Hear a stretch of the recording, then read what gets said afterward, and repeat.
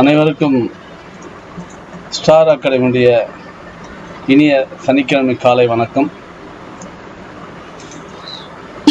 இன்றைய சிறப்புரை தலைப்பு தசாபுத்தி பலன்களை நிர்ணயம் செய்யும் முறை. இது குறித்து இன்றைக்கு நம்முடைய சிறப்புரையாற்ற வந்திருக்கிறவர் அன்பு சகோதரர் திரு ஆஸ்ட்ரோ ஜி குமார் அவர்கள்.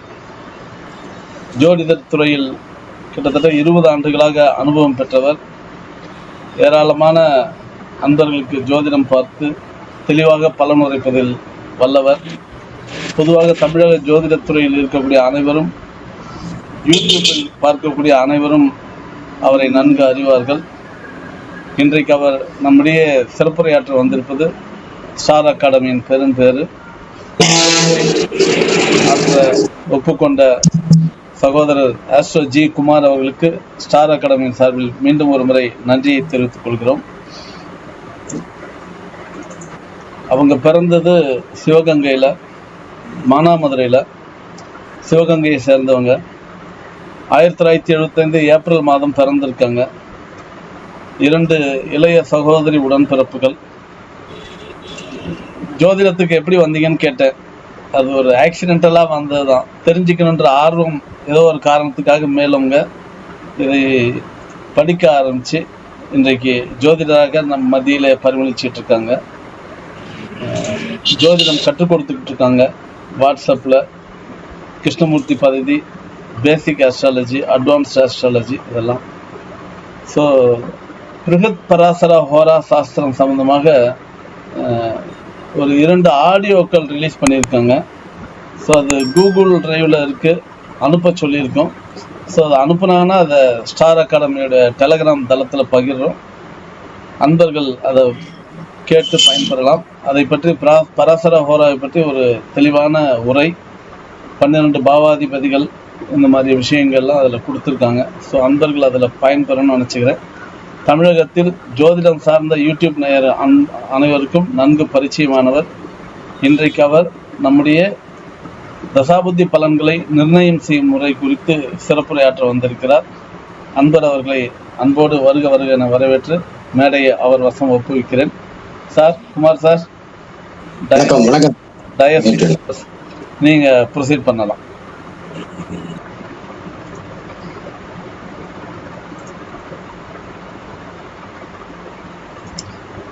மியூட்ல இருக்கீங்க சார், மியூட்ல இருக்கீங்க, மியூட் எடுத்துட்டு. ஓகே.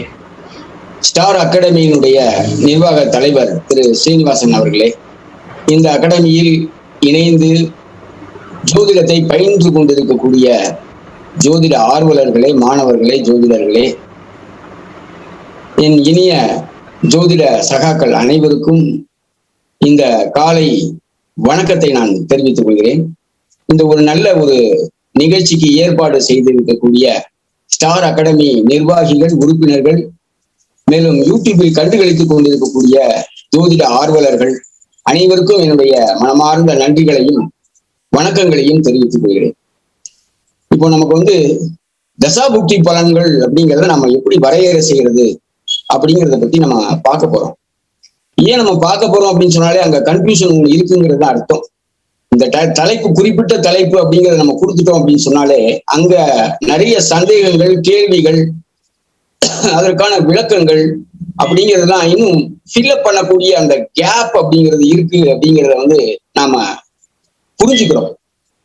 அப்போ இந்த தசாபுக்தி பலன்களுக்கு எந்த அளவிற்கு முக்கியத்துவம் ஜோதிடத்தில் இருக்கிறது, தசாபுக்தி என்றால் என்ன, தசாபுக்தியை எவ்வாறு கணிதம் செய்கிறார்கள், தசாபுக்தியை எவ்வாறு பலன் சொல்வது தசாபுக்திகளுக்கு, இவற்றை பற்றியெல்லாம் கொஞ்சம் உங்களோடு நான் சிறப்புரை ஆற்ற விரும்புகின்றேன். ஒரு ஜாதகம் என்று நாம் எடுத்த உடனேயே அந்த ஜாதகம் என்றால் என்ன அப்படின்னு சொன்னா முக்கியமான ஒரு சின்ன அண்டர்ஸ்டாண்டிங். ஒரு குழந்தை இந்த ஜென்மாவில், இந்த பூமியில் பிறந்திருக்கக்கூடிய அந்த நேரம், அந்த லாட்டிடியூட் லாங்கிடியூடின் அடிப்படையில் அந்த வானத்தில் இருக்கக்கூடிய ஒரு ஸ்கிரீன்ஷாட் தான் இந்த ஜாதகம். இந்த ஸ்கிரீன்ஷாட் அப்படின்னா அதுல ஒரே ஒரு கட்டம் தான் இருக்கும் அப்படின்னு நம்ம எதிர்பார்க்க வேண்டாம். அதுல எத்தனையோ கட்டங்கள் உண்டு. அத சோடச வர்க்கம் அப்படின்னு சொல்லுவோம். முக்கியமா ராசி நவாம்சம் அப்படிங்கிற 2 கட்டங்களை வந்து முக்கியமான டூலா பயன்படுத்துறாங்க இன்றைக்கு. அதுல வந்து நம்ம என்னென்ன விஷயங்கள் எல்லாம் நம்ம சொல்ல முடியும், அதுல இருந்து நம்ம தெரிஞ்சுக்கக்கூடிய விஷயங்கள்லாம் என்ன அப்படிங்கிறத பத்தி நம்ம பேசிக்கலாவே புரிஞ்சுக்கணும். இந்த தசாபுக்தி அப்படின்னு சொன்னவனே எல்லாருக்கும் ஞாபகத்துக்கு வருது என்னன்னு சொன்னா விம்சோத்ரி தசா முறை தான். விம்சோத்ரி அப்படின்னா 120 ஆண்டுகள் அப்படின்னு அர்த்தம். விம்சோத்ரி அப்படிங்கிற இந்த தசை வந்து ஒரு குழந்தை பிறந்திருக்கக்கூடிய ஜென்ம நட்சத்திரத்திலிருந்து கணக்கிட்டு வரக்கூடிய தசா முறை தான் இந்த தசா, விம்சோத்ரி தசா முறை அப்படிங்கிறது. இதை பத்தி பிருகத் பராசர ஹோரா சாஸ்திரா நூலில் 32 விதமான தசைகள் கணிதங்கள் பற்றி குறிப்பிடப்பட்டிருக்கிறது. ஆனால் உலக அளவிற்கும் இன்றைக்கும் பெரிய பெரிய ஜோதிடர்கள் எல்லோருமே விம்சோத்ரி தசை முறையை வந்து வெகுவாக பயன்படுத்தி கொண்டிருக்கிறார்கள் அப்படிங்கிற ஒரு விஷயத்தை நம்ம பார்க்கிறோம். ஆக எத்தனை 32 விதமான தசைகளில் ஏன் விம்சோத்ரி தசையை பற்றி நாம் முக்கியத்துவம் கொடுக்க வேண்டும், அதை பற்றி ஏன் நாம் புரிந்து கொள்ள வேண்டும் என்று கேட்டால், அந்த நூலை நாம் முதலில் எடுத்து வாசிக்கும் பொழுது தசா சிஸ்டத்தில் ஒரு 32 விதமான தசா முறைகளை பற்றி பராசரர் முனிவர் விளக்குகின்றார். அதில் விம்சோத்ரி தசையை பற்றி மட்டுமே அவர் அதிகமான அளவிற்கு விளக்க உரை என்பதை கொடுத்திருக்கிறார். ஆக மற்ற தசைகளுடைய கணித முறைகள் என்பதையெல்லாம் பிற்காலத்தில் இருக்கக்கூடிய ஜோதிட அறிஞர்கள் அதை எவ்வாறு கணிதம் செய்வது, அதிலிருந்து எவ்வாறு பலன்களை எடுப்பது என்பது போன்ற விஷயங்களை எல்லாம் இன்றைக்கு கற்று பிறருக்கும் கற்றுக் கொடுத்து கொண்டிருக்கக்கூடிய நிலையை நாம் பார்க்கிறோம். உதாரணமாக தமிழ்நாட்டில் ஜெய்மினி உடைய சரதசையை பார்க்கிறோம். நாராயண திசை பின்பற்றக்கூடியவர்கள் இருக்கிறார்கள். ஒன்றுக்கு மேற்பட்ட தசா முறையை பயன்படுத்தி அதுல ஒரு இணைப்பு எங்காவது, ஒரு சிந்தசிஸ் எங்க இருக்கு அப்படிங்கிறத பத்தி அவர்கள் இன்றைக்கு வெகுவாக பேசிக் கொண்டிருக்கிறார்கள். ஆனால் இத்தனை தசை முறைகள் இருந்தாலுமே இன்றைக்கு விம்சோத்ரி ஏன் வெகுவாக பயன்படுத்தப்பட்டு வருகிறது என்று சொன்னால் அதை பராசரர் முனிவர் அதிகமாக விளக்கி இருக்கிறார். அப்ப எளிதாக புரியக்கூடிய விஷயமாக அந்த தசா முறை இருக்கிறது. வராகமிகர் சொல்லியிருக்கக்கூடிய தசா முறைகளை இன்றைக்கு யாருமே பயன்படுத்துவதில்லை. நன்றாக யோசித்து பார்க்க வேண்டும் நண்பர்களே. பிருகத் ஜாதகத்தில் வராகமிகர் சொல்லியிருக்கக்கூடிய தசா முறைகள் இன்றைக்கு பயன்படுத்தப்படுவது இல்லை.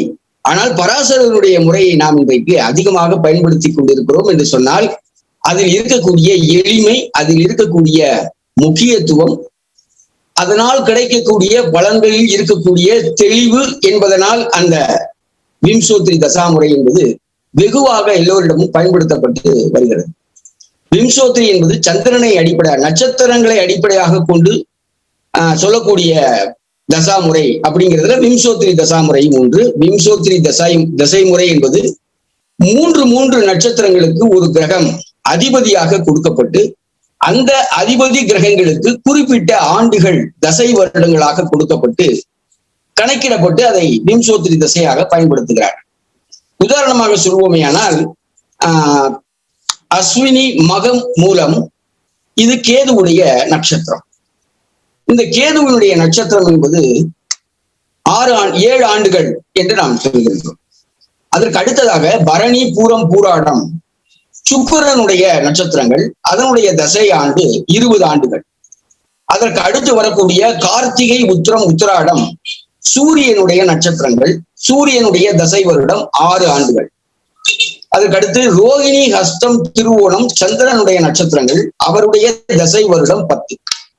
மிருகசீரிஷம், சித்திரை, அவிட்டம் என்பது செவ்வாயினுடைய நட்சத்திரங்கள், அவருடைய தசை ஆண்டு 7 வருஷங்கள். அதற்கடுத்து திருவாதிரை, சுவாதி, சதயம் ஆகிய 3 நட்சத்திரங்களும் ராகுவுடைய நட்சத்திரங்கள், அவருடைய தசை வருடம் 18 ஆண்டுகள். புனர்பூசம், விசாகம், பூரட்டாதி ஆகிய 3 குருவுடைய நட்சத்திரம், அவருடைய தசை வருடம் 16 ஆண்டுகள்.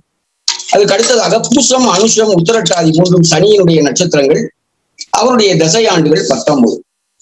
இறுதியாக புதனுடைய நட்சத்திரங்கள் ஆயில்யம், கேட்டை, ரேவதி ஆகிய 3 நட்சத்திரங்களும் புதனுடைய நட்சத்திரங்கள், அவருடைய தசை வருடம் 17. இதுதான் நமக்கு கொடுக்கப்பட்டிருக்கக்கூடிய அந்த தசை ஆண்டுகளும் நட்சத்திரங்கள், அவற்றிற்குரிய கிரக தேவதைகளும் அப்படிங்கிற மாதிரி அதை பிரிச்சிருக்காங்க. இதை எப்படி கணக்கு பண்றாங்க அப்படின்னு சொன்னா, ஒரு குழந்தை பிறந்த நேரத்தில் எந்த நட்சத்திரம் என்பது நடைபெற்று கொண்டிருக்கிறதோ அந்த நட்சத்திரத்தினுடைய தசை ஆண்டுகள் முதலில் ஆரம்பிக்கும். அதற்கு அடுத்து வரிசை கிரமமாக, இந்த வரிசை கிரமம்ங்கிறது ரொம்ப முக்கியம். கேதுவில் ஆரம்பித்து புதனில் முடியக்கூடிய அந்த வரிசை கிரமம் என்பது கான்ஸ்டன்டாக இருக்கக்கூடிய அமைப்பு, மாற்றத்திற்கு உட்படாத அது ஒரு நிலையான அமைப்பாக இன்று பார்க்கப்படுகிறது. அப்போ உதாரணமா ஒருவர் ரோகிணி நட்சத்திரத்தில் பிறந்திருக்கிறார் என்று சொன்னால் அவருக்கு ஆரம்பிக்கக்கூடிய தசை என்பது சந்திர தசை என்பது ஏற்படும். அது எத்தனை வருடங்கள் இருக்கிறது என்பதை கண்டுபிடிப்பதற்கு ஒரு சிறிய கணக்கு முறை. நான் உங்களை போர் அடிக்க விரும்பல, கணக்கை ஒரு லேசான ஒரு அறிமுகத்தோட நான் முடிச்சுக்கிறேன். ஏன்னா அதை பத்தி நம்ம சேனல்லயே நிறைய வீடியோ போட்டிருக்கேன். ஜனனகால தசை இருப்பு கண்டுபிடித்தல் அப்படின்னு சொல்லிட்டு அஸ்டோ குமார்ஜி அப்படின்னு போட்டீங்கன்னா என்னுடைய சேனல்ல அந்த கணக்குகள்லாம் வரும். தசாபுத்தி எப்படி கண்டுபிடிக்கிறது, அந்தரம் எப்படி கண்டுபிடிக்கிறது அப்படிங்கிறத பத்தி எல்லாம் டீட்டெயிலா போட்டிருக்கேன். ஸோ அதுக்கு இப்போ நேரம் ஒதுக்காம அதை நீங்க நம்ம சேனல்ல நீங்க பார்த்து தெரிஞ்சுக்கலாம். ஸோ தசை அப்படிங்கிறது அந்த சீக்வன்ஸ் படி வரும். இப்ப சந்திரனுடைய நட்சத்திரத்துல பிறந்தா அதனுடைய ஆரம்ப கால சந்திர தசை முடிந்து அதுக்கு அடுத்து செவ்வாய், ராகு, குரு, சனி, புதன், அடுத்து கேது, அதுக்கு அடுத்து சுக்கிரன் என்று அந்த சைக்கிள் என்பது திரும்ப திரும்ப ஒரு முறை முழுவதுமாக வந்து செல்லும். அப்ப முழுவதுமாக வரக்கூடிய அந்த நிலையில் மொத்த ஆண்டுகள் என்பது 120 ஆண்டுகள் என்பது விம்சோத்திரி தசையினுடைய முழுமையான ஆயுள் காலம் அப்படின்னு சொல்றோம். அப்ப ஒரு ஜாதகத்தை நாம எடுத்த உடனே நம்ம என்னெல்லாம் பார்க்கிறோம் அப்படின்னு சொன்னா, ஒருவருடைய பிறந்த தேதி, மாதம், வருடம், அவர் பிறந்த நேரம், பிறந்த ஊர், அவர் பிறந்த நட்சத்திரம், அவர் பிறந்திருக்கக்கூடிய லக்னம், அவர் பிறந்த வேளையில் இருக்கக்கூடிய கிரக நிலைகள், ஒரு ஜாதகம் யோகமான ஜாதகமாக இவர் ஜாதகத்தில் பிறந்திருக்கிறாரா அல்லது வேற ஏதாவது சிக்கல்கள் இந்த ஜாதகத்தில் இருக்கிறதா அப்படிங்கிறதா முக்கியமான விஷயமா நம்ம எடுத்த உடனே பார்ப்போம் ஒரு ஜாதகத்துல. இப்ப யோகம் அப்படின்னா என்ன அர்த்தம் அப்படின்னு சொன்னா, 2 கிரகங்கள் இணைவதுதான் யோகம். யோகம் என்பது யுஜி என்ற அந்த வேர் சொல்லில் இருந்து பிறந்திருக்கக்கூடிய வார்த்தை யோகம் என்று சொல்லக்கூடிய. யோகம் என்று சொன்னால் இணைவு. நம்ம யோகம் அப்படின்னு சொல்றது கிரக யோகங்களையும் குறிக்கும். அதே சமயத்துல 27 விதமான அந்த சந்திரனின் சூரியனையும் கூட்டி வரக்கூடிய அந்த தூரத்தின் அளவையும் வைத்து நாம் 27 நாம யோகங்களை பற்றி நாம் பேசுகிறோம். சோ யோகம் என்பது இணைவு என்பதை எளிதாக நீங்கள் புரிந்து கொள்ளலாம். இது பொதுவான வார்த்தை. இது யோகம் என்பதற்காக இது நன்மையை தருமா தீமையை தருமா என்று நீங்கள் அதை எடுத்துக்கொள்ளக்கூடாது. இந்த யோகம் என்பது ஒரு இணைவில் இருக்கிறது. அந்த இணைவு நன்மையை தருமா தீமையை தருமா, அது எப்பொழுது தரும், அதைத்தான் நம்ம ஜாதகத்துல பார்க்கிறோம். அப்ப முதல்ல ஒரு ஜாதகத்தை எடுத்த உடனே நம்ம என்ன பார்ப்போம், இந்த ஜாதகர் எப்படிப்பட்டவர், இவர் வெற்றிகரமான மனிதரா இருப்பாரா, இவர் யோகத்தோடு பிறந்திருக்கிறாரா, பாக்கியத்தோடு பிறந்திருக்கிறாரா, இவையெல்லாம் நாம் பார்ப்போம். அது லக்னம் என்று சொல்லக்கூடிய இடம்.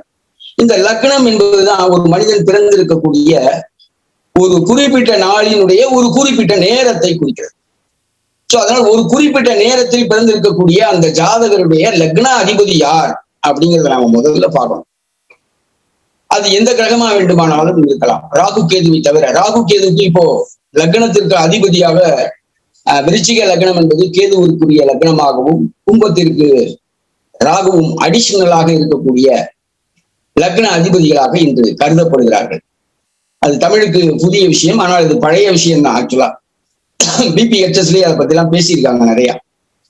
சோ இப்படி ஒரு லக்னத்தில் பிறந்திருக்கக்கூடிய மனிதருக்கு அந்த லக்ன அதிபதி எப்படி இருக்கிறார் அப்படிங்கிறத வச்சு இந்த மனிதனுடைய சிந்தனை, செயல்பாடுகள், வெற்றி, தோல்வி, இவருடைய புகழ், இவர் செய்யக்கூடிய விஷயங்களில் பிறருக்காக வேலைகள் செய்யக்கூடியவரா, தனக்கான வேலைகளை செய்வாரா, புகழ் பெறக்கூடிய மனிதராக இருப்பாரா, நல்ல மனிதரா அல்லது தீய குணங்களை கொண்டவராக இருப்பாரா, பிலாந்தரபிஸ்ட் பரோபகாரியாக இருப்பாரா அல்லது சுயநலம் கொண்டவராக இருப்பாரா, இதை பற்றியெல்லாம் நாம் அவருடைய கர்மா என்ன, ஏன்னா அது ரொம்ப ரொம்ப முக்கியம். கர்மா அப்படிங்கிறத பேஸ் பண்ணி தான் அஸ்ட்ராலஜியே இருக்கு. கர்மா கிடையாது அப்படின்னு அஸ்ட்ராலஜியே கிடையாது. ஏன், உங்களுக்கு கிடைக்கக்கூடிய பிசிக்கல் ஆப்பர்ச்சுனிட்டிஸ் என்ன அப்படிங்கிறத வச்சுதான் நீங்க யோகத்தை அடைகிறீர்கள். அந்த யோகம் எப்படி செயல்படுகிறது அப்படின்னா, நம்மளுடைய பல பிறவிகளில் நாம் செய்த நல்ல கர்மா மற்றும் கெட்ட கர்மாவினுடைய பலன்களை அனுபவிப்பதற்காகத்தான் இந்த உலகத்திலே நாம் ஜனித்திருக்கிறோம். அதனால சொல்றாங்க, ஜனனி ஜென்ம சௌக்கியம் வர்த்தனி குலசம்பதாம் பதவி பூவ புண்ணியானாம் லிக்கியதே ஜென்ம பத்திரிகா அப்படிங்கிற ஒரு ஸ்லோகத்தோட நம்ம அந்த ஜாதகத்தை எழுதுவோம். சோ அப்போ ஒரு மனிதனுடைய பிறப்பு என்பதற்கு அடிப்படையாக அந்த சந்திரன் என்ற கிரகம், லக்னம் என்ற கிரகம், சூரியன், இவையெல்லாம் அந்த ஜாதகருடைய யோகங்களை பற்றி சொல்கிறது. இப்போ ஜனனகால இருப்பு என்று நாம் கண்டுபிடிப்போம். ரோகிணி நட்சத்திரத்தில் பிறந்திருந்தால் ஜனனகால தசை இருப்பு 5 வருடங்கள் 6 மாதங்கள் என்று நாம் கணக்கீடு செய்கிறோம் என்று சொன்னால் அது எதை குறிக்கிறது என்றால், அன்னையின் கர்ப்பத்தில் செல் போக இருப்பு 5 வருடங்கள் 6 மாதங்கள் என்று அதை குறிப்பிடுவார்கள். அது என்ன செல்லு போக அப்படின்னா, அது போன ஜென்மத்துல கடந்து வந்த தூரம். அந்த தசை நடந்து கொண்டிருக்கும் போது அவர் இறக்கிறார் அந்த மனிதர். மீண்டும் பிறவி எடுக்கும்போது அதனுடைய தொடர்ச்சி என்பது சம்பவிக்கிறது. அப்போ இது டெத் பர்த் சைக்கிளுக்கு இடையில் நடக்கக்கூடிய ஒரு பெரிய ப்ராசஸ். இது எங்க ஸ்டார்ட் ஆச்சுன்னு தெரியாது, எங்க முடிய போறதுன்னு தெரியாது. ஆனா இது அந்த ஸ்டார்டிங் இன் பிட்வீன் டைம் நம்மளுடைய டிராவல் எவ்வாறு அமைகிறது. ஆக அதுதான் அந்த ஜென்ம கால தசை என்பதை பற்றி நாம் குறிப்பிடுகிறோம். ஏன் அந்த ஜென்மகால சந்திரனை நாம் எடுக்க வேண்டும் என்று சொன்னால், இந்த உடல், இந்த உயிர் உடலை விட்டு சென்ற பிறகு இந்த கிராஸ் சப்ஜெக்ட் அப்படிங்கிறது அழிஞ்சு போயிடும். பட் சப்டில் பாடி அப்படின்னு சொல்லக்கூடிய அந்த கான்சியஸ்னஸ் என்று சொல்லக்கூடிய பியூர் கான்சியஸ்னஸ் என்று சொல்லக்கூடிய அந்த ஆன்மா அப்படிங்கிறது புத்தி தத்துவத்தில் போய் ஐக்கியமாகும். அது கிராஸ் எலிமெண்டில் இருந்து சப்டில் எலிமெண்டாக அது கன்வெர்ட் ஆகும். அதை யாரும் பார்க்க முடியாது, உணர முடியாது. ஆனால் அதனுடைய தொடர்ச்சியானது அடுத்த ஜென்மாவிலும் அவரை தொடர்கிறது அப்படிங்கிற அடிப்படையில தான் இந்த ஜனனகால தசை இருப்பு, கற்ப செல் நீக்கி இருப்பு என்று சொல்வது. அப்போ கடந்த ஜென்மத்தில் அந்த சந்திர திசையில் இத்தனை கிரகம், இத்தனை ஆண்டுகள் கடந்த பிறகு அவர் மரணித்திருக்கிறார். அந்த காலகட்டம் அடுத்து அவருக்கு வரும்பொழுது அவர் இந்த ஜென்மாவில் மீண்டும் அவர் உயிர் பெறுகிறார், உடலை பெறுகிறார், வாய்ப்புகளை பெறுகிறார், தன்னுடைய தொடர்ச்சியான கர்மாக்களை முன்னெடுத்து செய்கிறார். அதனுடைய நன்மை தீமைகளுக்கு ஏற்றவாறு நற்பலன்களையோ தீய பலன்களையோ ஒரு மனிதன் அனுபவிக்கிறார் என்பதுதான் இதுல இருக்கக்கூடிய தத்துவார்த்தமான விசேஷம். அப்ப சந்திரன் ரொம்ப ரொம்ப முக்கியம். ஒரு ஜாதகத்தில் லக்னம் எந்த அளவிற்கு முக்கியமோ சந்திரன் அந்த அளவிற்கு முக்கியம். ஏன் சந்திரன் அந்த அளவிற்கு முக்கியம் என்று சொன்னால், ஒரு மனிதனுக்கு திருப்தியை தரக்கூடிய கிரகம், சந்தோஷத்தை தரக்கூடிய கிரகம், போதும் என்ற எண்ணத்தை தரக்கூடிய கிரகம், எந்த சூழ்நிலையிலும் அதற்கு தகுந்தாற்போல் தன்னை மாற்றிக்கொண்டு செயல்பட வைக்கக்கூடிய கிரகம் சந்திரன். 9 கிரகங்களிலும் வேகமாக பயணம் செய்யக்கூடியது சந்திரன். ஆக சந்திரனுடைய அசைவு என்பது மிக மிக முக்கியத்துவம் வாய்ந்தது. கோச்சாரத்தில் கூட சந்திரனுடைய நிலையை எல்லாம் துல்லியமாக கணக்கீடு செய்வது என்பதெல்லாம் அரிதான ஒரு விஷயம், கணித முறைகள். அப்போ இந்த சந்திரன் என்பது மிக மிக முக்கியத்துவம் வாய்ந்தது. சரி, சூரியன் ஏன் முக்கியத்துவம் வாய்ந்ததுன்னா, சோல் பேசிக்காவே காரகம், ஆன்மாவிற்கு காரகம் வகிக்கக்கூடிய கிரகம் யார் அப்படின்னு சொன்னா சூரியன். சந்திரன் மனோகாரகன். ஒரு செயலை செய்து அந்த செயலில் தோல்வி அடைந்தாலும் கூட சந்திரன் நல்ல நிலையில் இணைந்திருக்கக்கூடிய ஜாதகர்கள் அதை தனக்கு சாதகமாக எடுத்துக்கொண்டு அதிலிருந்து பெற்றிருக்கக்கூடிய அனுபவ பாடங்களை வைத்து அடுத்த கட்டத்திற்கு தன்னை எடுத்து செல்வதற்கு சந்திரன் முக்கியம். சந்திரன் சரியில்லை அப்படின்னா இவர் மிகப்பெரிய வெற்றியை பெற்றாலுமே கூட, நல்ல யோக ஜாதகம், நல்ல யோக அமைப்புகள் நடைபெற்றாலுமே கூட அவருக்கு அது திருப்தியை தரக்கூடிய அமைப்பில் இருக்காது. 2 ஃபார்ம் இருக்கு. ஒன்னு பிசிக்கல் ஃபார்ம், 2வது மென்டல் ஃபார்ம். பிசிக்கல் ஃபார்ம்னா நமக்கு கிடைக்கக்கூடிய ஆப்பர்ச்சுனிட்டிஸ், நமக்கு கிடைக்கக்கூடிய வாய்ப்புகள், அந்த வாய்ப்புகளை பயன்படுத்தி நாம் வெற்றி பெறுகிறோமா தோல்வி அடைகிறோமா, அதை சந்திரன் எப்படி எடுத்துக்கொள்கிறார்.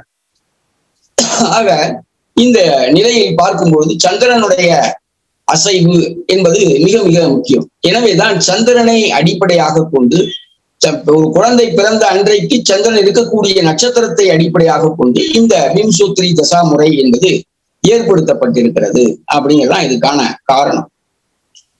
சரி, இதை நம்ம தெரிஞ்சிட்டோம். அடுத்ததா ஒரு ஜாதகத்துல நம்ம எடுத்த உடனே யோகமா இருக்கா இல்லையா ஒரு ஜாதகம் அப்படிங்கிறத நம்ம கால்குலேட் பண்ணணும். பொதுவா மேலெழுந்த வாரியா ராசி கட்டத்தை வைத்துக்கொண்டு லக்னாதிபதி இந்த பாவகத்தில் இருக்கிறார், கேந்திரத்தில் இருக்கிறார், திரிகோணத்தில் இருக்கிறார், உபஜய ஸ்தானத்தில் இருக்கிறார் என்று வைத்துக் கொண்டு இவர் வெற்றிகரமான மனிதர் என்று நாம்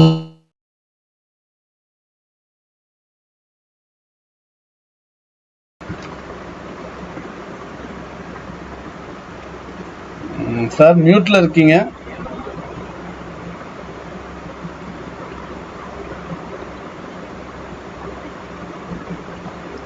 பேசுங்க சார். மியூட்ல இருக்கீங்க.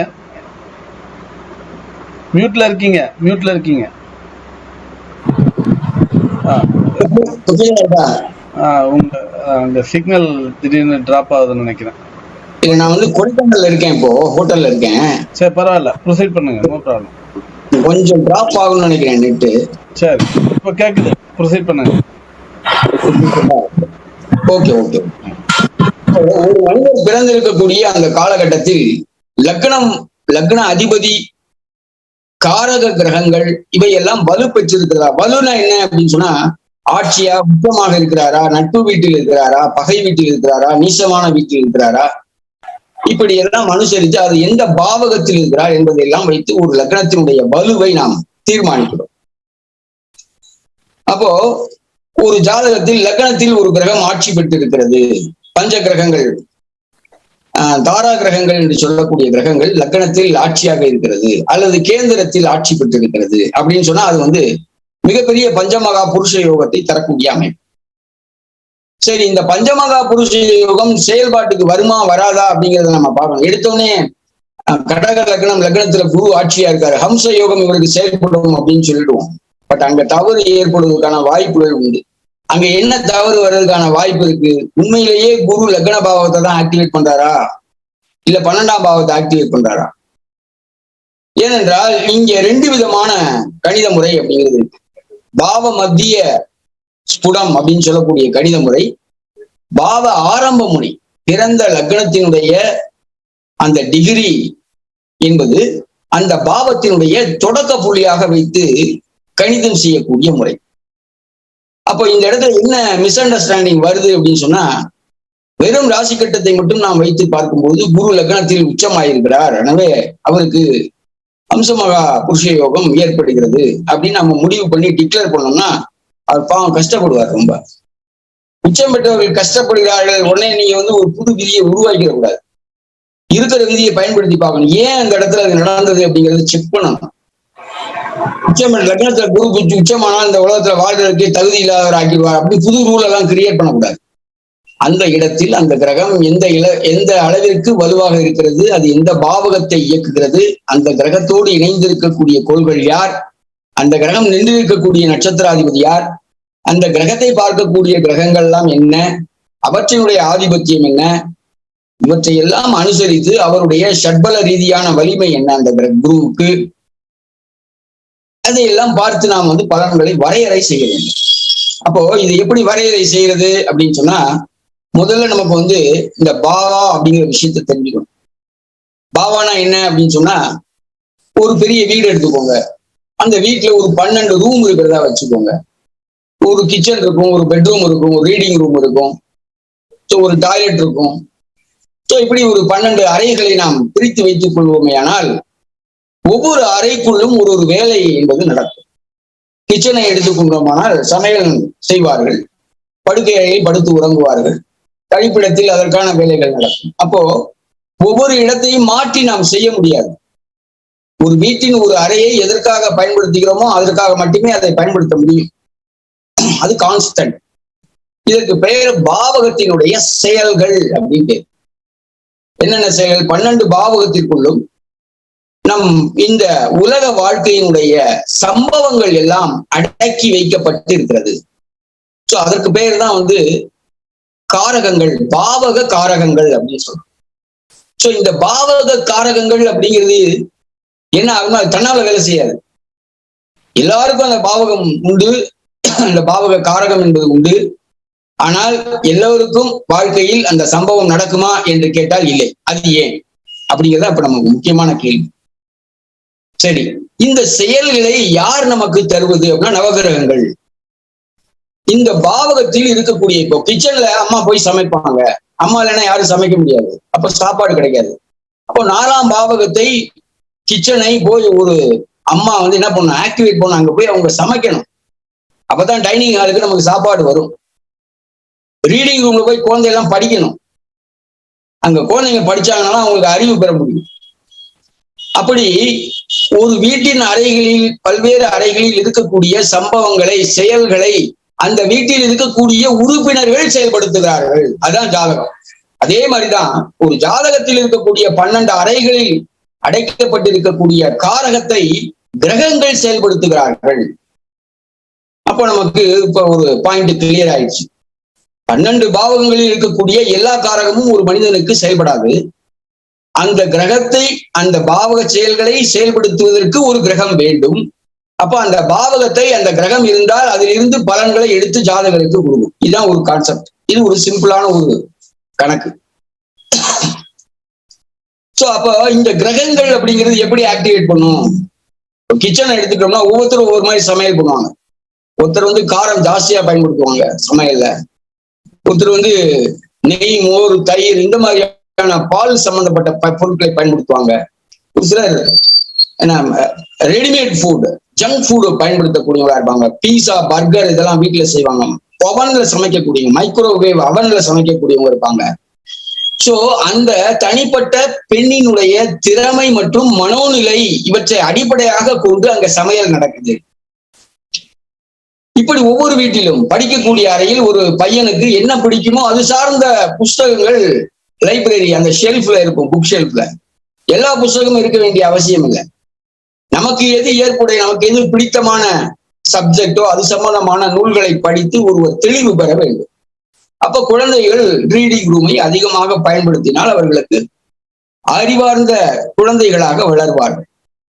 அப்போ அந்த குழந்தை அப்படிங்கிறத கிரகமா நீங்க நினைச்சுக்கணும். கிச்சன்ல சமைக்கக்கூடிய தாயார நீங்க கிரகமா நினைச்சுக்கணும். அந்த கிரகம் அந்த இடத்துல இருந்தா அந்த வேலையை எப்படி செய்யும் அப்படிங்கிறதா இங்க இருக்கக்கூடிய பாயிண்ட். ஆக ஒரு கிரகம் என்பதை இது வந்து கிரகத்தினுடைய காரகத்துவம் என்று சொல்கிறோம். இந்த குணம், அம்மாவினுடைய குணம் என்பது அவருடைய சமையலில் எதிரொலி. அப்பா சத்தம் போட்டானா இன்னைக்கு காரம் உப்புலாம் சமையல் என்ன ஆயிடும், கூடி போயிடும், சாப்பிடவே முடியாது. சோ குழந்தைகளை வந்து படின்னு சொல்லி கட்டாயப்படுத்தணும்னா அவங்க வேற காமிக் புக்கை வச்சு படிச்சுட்டு இருப்பாங்க. சோ அந்த வேலை என்பது பூர்த்தி ஆகாது. அப்போ ஒவ்வொரு கிரகமும் அந்த பாவகத்தினுடைய செயல்களை எவ்வாறு இயக்க போகிறது என்பத அந்த கிரகத்தினுடைய மனநிலையைத்தான் கிரகத்தினுடைய காரகம் என்று நான் சொல்கிறேன். கிரக காரகம் அது எந்த அளவிற்கு வேலை செய்ய போகிறது என்பதைத்தான் கிரகத்தினுடைய பலம் என்று சொல்கிறோம். உதாரணமாக லக்ன பாவகத்தில் ஆட்சி பெற்று ஒரு கிரகம் இருக்குமேயானால் அந்த கிரகம் லக்ன பாவகத்தில் இருக்கக்கூடிய காரக பலன்களை எல்லாம் மிகுத்து செய்யும். மிகுத்து செய்யும் அப்படின்னா பலம் அப்படின்னா ஆட்சி, உச்சம், மூலத்திரிகோணம், நட்பு இது போன்ற நிலைகளில் இருக்கும்போது லக்னத்துல லக்னாதிபதி தான் இருக்கணுங்கிற அவசியம் இல்லை. மற்ற கிரகங்கள் லக்னத்தில் இருந்து நல்ல பலத்தோடு இருக்கும் பொழுது அவர்கள் அந்த வேலையை வலுவாக செய்வார்கள். அப்படின்னா அது வந்து தப்பா புரிஞ்சுக்கிறோம் அந்த இடத்துல. இதே இது பாவக ரீதியாக அந்த கிரகம் 6, 8, 12 என்று சொல்லக்கூடிய துர்சானத்தில் அமர்ந்து இயக்குவார்களே ஆனால் அந்த பாவக பலன்களை வலுவாக செய்வார்கள். இந்த இடத்துல நம்ம தப்பு பண்றோம். இதை கரெக்டா புரிஞ்சுக்கணும். ஒரு கிரகம் வலுவாக இருக்கிறது என்பதற்காக அது நல்ல பலன்களை தந்து விடுவதில்லை. அப்போ இங்க வேற ஏதோ ஒரு சூட்சுமம் வேலை செய்தே அப்படின்னு யோசிச்சோம்னா அதுதான் அந்த பாவக காரகத்துவங்களை புரிந்து கொள்வது அப்படிங்கிறது. ஒரு லக்னம் என்று ஒன்றை எடுத்துக்கொள்வோம். ஆனால் அந்த லக்னத்திற்கென்று நல்ல கிரகம், கெட்ட கிரகம் என்று ஒரு வகைப்பாடு இருக்கிறது. அது என்ன வகைப்பாடு? எளிதாக புரிந்து கொள்ளக்கூடிய வகைப்பாடு தான். லக்னத்திற்கு கேந்திரங்கள் என்று சொல்லக்கூடிய ஸ்தானம் 1, 4, 7, 10 ஆகிய ஸ்தானங்கள் கேந்திரங்கள். கேந்திரம்னா இடம்னு அர்த்தம். முக்கியமான இடம், பில்லர் மாதிரி இருக்கக்கூடிய ஒரு ஜாதகருக்கு சப்போர்ட் பண்ணக்கூடிய இடம். அப்ப இந்த இடம் வலுவாக இருக்கக்கூடியவர்கள் அப்படின்னா அந்த இடத்தில் ஒரு கிரகம் வலுவாக இருக்கிறது அப்படின்னு சொன்னா அந்த இடம் அந்த பாவத்தின் மூலமாக கிடைக்கக்கூடிய பலன்களை அது மிகுத்து செய்யும், நன்மையான பலன்களை செய்யும். அதே போல லக்ன பாவகம், 5ஆம் பாவகம், 9ஆம் இடம் என்று சொல்லக்கூடிய திரிகோண ஸ்தானங்கள் ஒரு மனிதனுக்கு ஞானத்தை கொடுக்கக்கூடியவை, அறிவை கொடுக்கக்கூடியவை, செயல்படக்கூடிய முறையை தெரிவிப்பவை. இந்த அமைப்பு, இந்த பாவகங்களில் இருக்கக்கூடிய கிரகங்கள் எல்லாமே நன்மையை தரக்கூடியதாக செயல்படும். சரி, அதற்கு அடுத்தது 2, 11ஆம் பாவகங்கள் என்று சொல்லக்கூடிய பொருள் தரக்கூடிய பாவகம். 2ஆம் இடம் என்பது தனஸ்தானம், 11ஆம் இடம் என்பது வெற்றியை குறிக்கக்கூடிய இடம். இந்த இடங்களில் கிரகங்கள் இருக்குமையானால் அவர்களுக்கு பொருளாதார ரீதியான முன்னேற்றத்தை, வெற்றியை, அவர்களுடைய பெரு விருப்பத்தை, ஒரு விருப்பம் தோன்றி மறைந்த பின் ஏற்படக்கூடிய மற்றொரு விருப்பத்தை, இப்படி தொடர்ச்சியாக சென்று கொண்டிருக்கக்கூடிய இந்த விருப்பத்தை அடிப்படையாக அவருக்கு வெற்றிகரமாக மாற்றிக்கும். அதனால்தான் பிருகத் பராசர ஹோரா சாஸ்திரால பராசர முனிவர் 11ஆம் இடத்தை துஸ்தானம் என்று சொல்கிறார். ஏன் துஸ்தானம் என்று சொல்கிறார்? ஒரு மனிதனுக்கு அல்டிமேட் கோல் என்ன? மோட்சம், லிபரேஷன். இந்த லிபரேஷனை தரக்கூடிய பாவகம் எது? 12ஆம் பாவகம். பிராணஹானி, 12ஆம் இடம் என்பது உயிருக்கு ஆபத்தை விளைவிக்கக்கூடியது, அவருடைய அடுத்த பிறவியை பற்றி தெரிவிக்கக்கூடியது, மோட்சத்தை தெரிவிக்கக்கூடியது.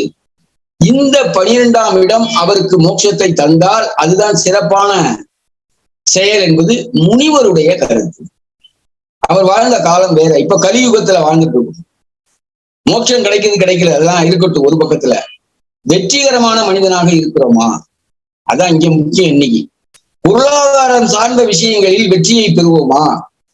இதுதான் நீங்க நிறைய பேர் எதுக்கு ஜாதகம் பார்க்கறாங்க. நான் ரொம்ப கஷ்டப்படுறேன், எனக்கு எப்போ நல்ல பினான்சியல் இம்ப்ரூவ்மெண்ட் வரும், எப்போ நான் சக்சஸ் பண்ணுவேன், நான் எப்போ நேம் அண்ட் ஃபேம்லாம் வரும் எனக்கு அப்படின்னு தான் கேட்பாங்க. பெரும்பாலான கேள்விகள் இதை ஒட்டிதான் இருக்கும், அந்த வயசை அனுசரித்து.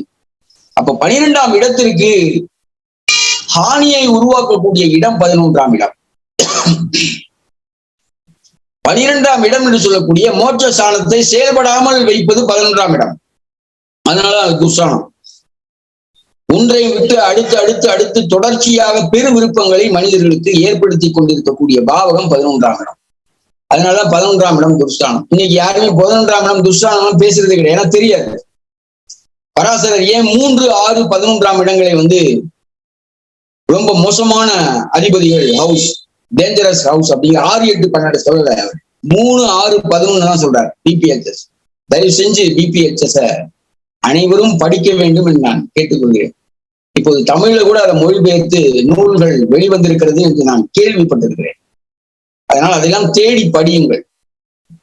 ஆக இந்த பாவகங்களில் இருக்கக்கூடிய கிரகங்கள் நன்மையை தரக்கூடிய கிரகங்கள். சரி, இது தவிர ஒரு பாவம் ஒண்ணு இருக்கு எக்ஸ்ட்ரா. அது என்னன்னா 3ஆம் இடம். இந்த 3ஆம் இடம் என்பது அந்த காலத்துல ஒரு துர்ஸ்தானம். ஏன் துர்ஸ்தானம் அப்படிங்கிற கேள்வி எழுப்பணும்னா, ஒரு மனிதன் எதுக்காக இந்த உலகத்தில் யோகத்தை அனுபவிக்கிறான்னு சொன்னா சுகமா இருக்கிறதுக்கு தான் யோகமே. கஷ்டப்படக்கூடாது. கஷ்டப்பட்டா அது யோகம் கிடையாது. ஒரு மனுஷன் சுகமா இருக்கணும், அதுக்காக நம்ம என்ன செய்யறோம்? கஷ்டப்பட்டுட்டே இருக்கோம். உலகத்துல வீடு வாங்கணுங்கிறதுக்காக வேலை பார்க்கறோம், வண்டி வாங்கணுங்கிறதுக்காக, இஎம்ஐ கட்டுறதுக்காக வேலை பார்க்கறோம். சோ இந்த சுகத்திற்காக 4ஆம் இடத்தில் இருக்கக்கூடிய சுகத்திற்காக 10ஆம் இடத்தை நாம் ஆக்டிவேட் செய்கிறோம்.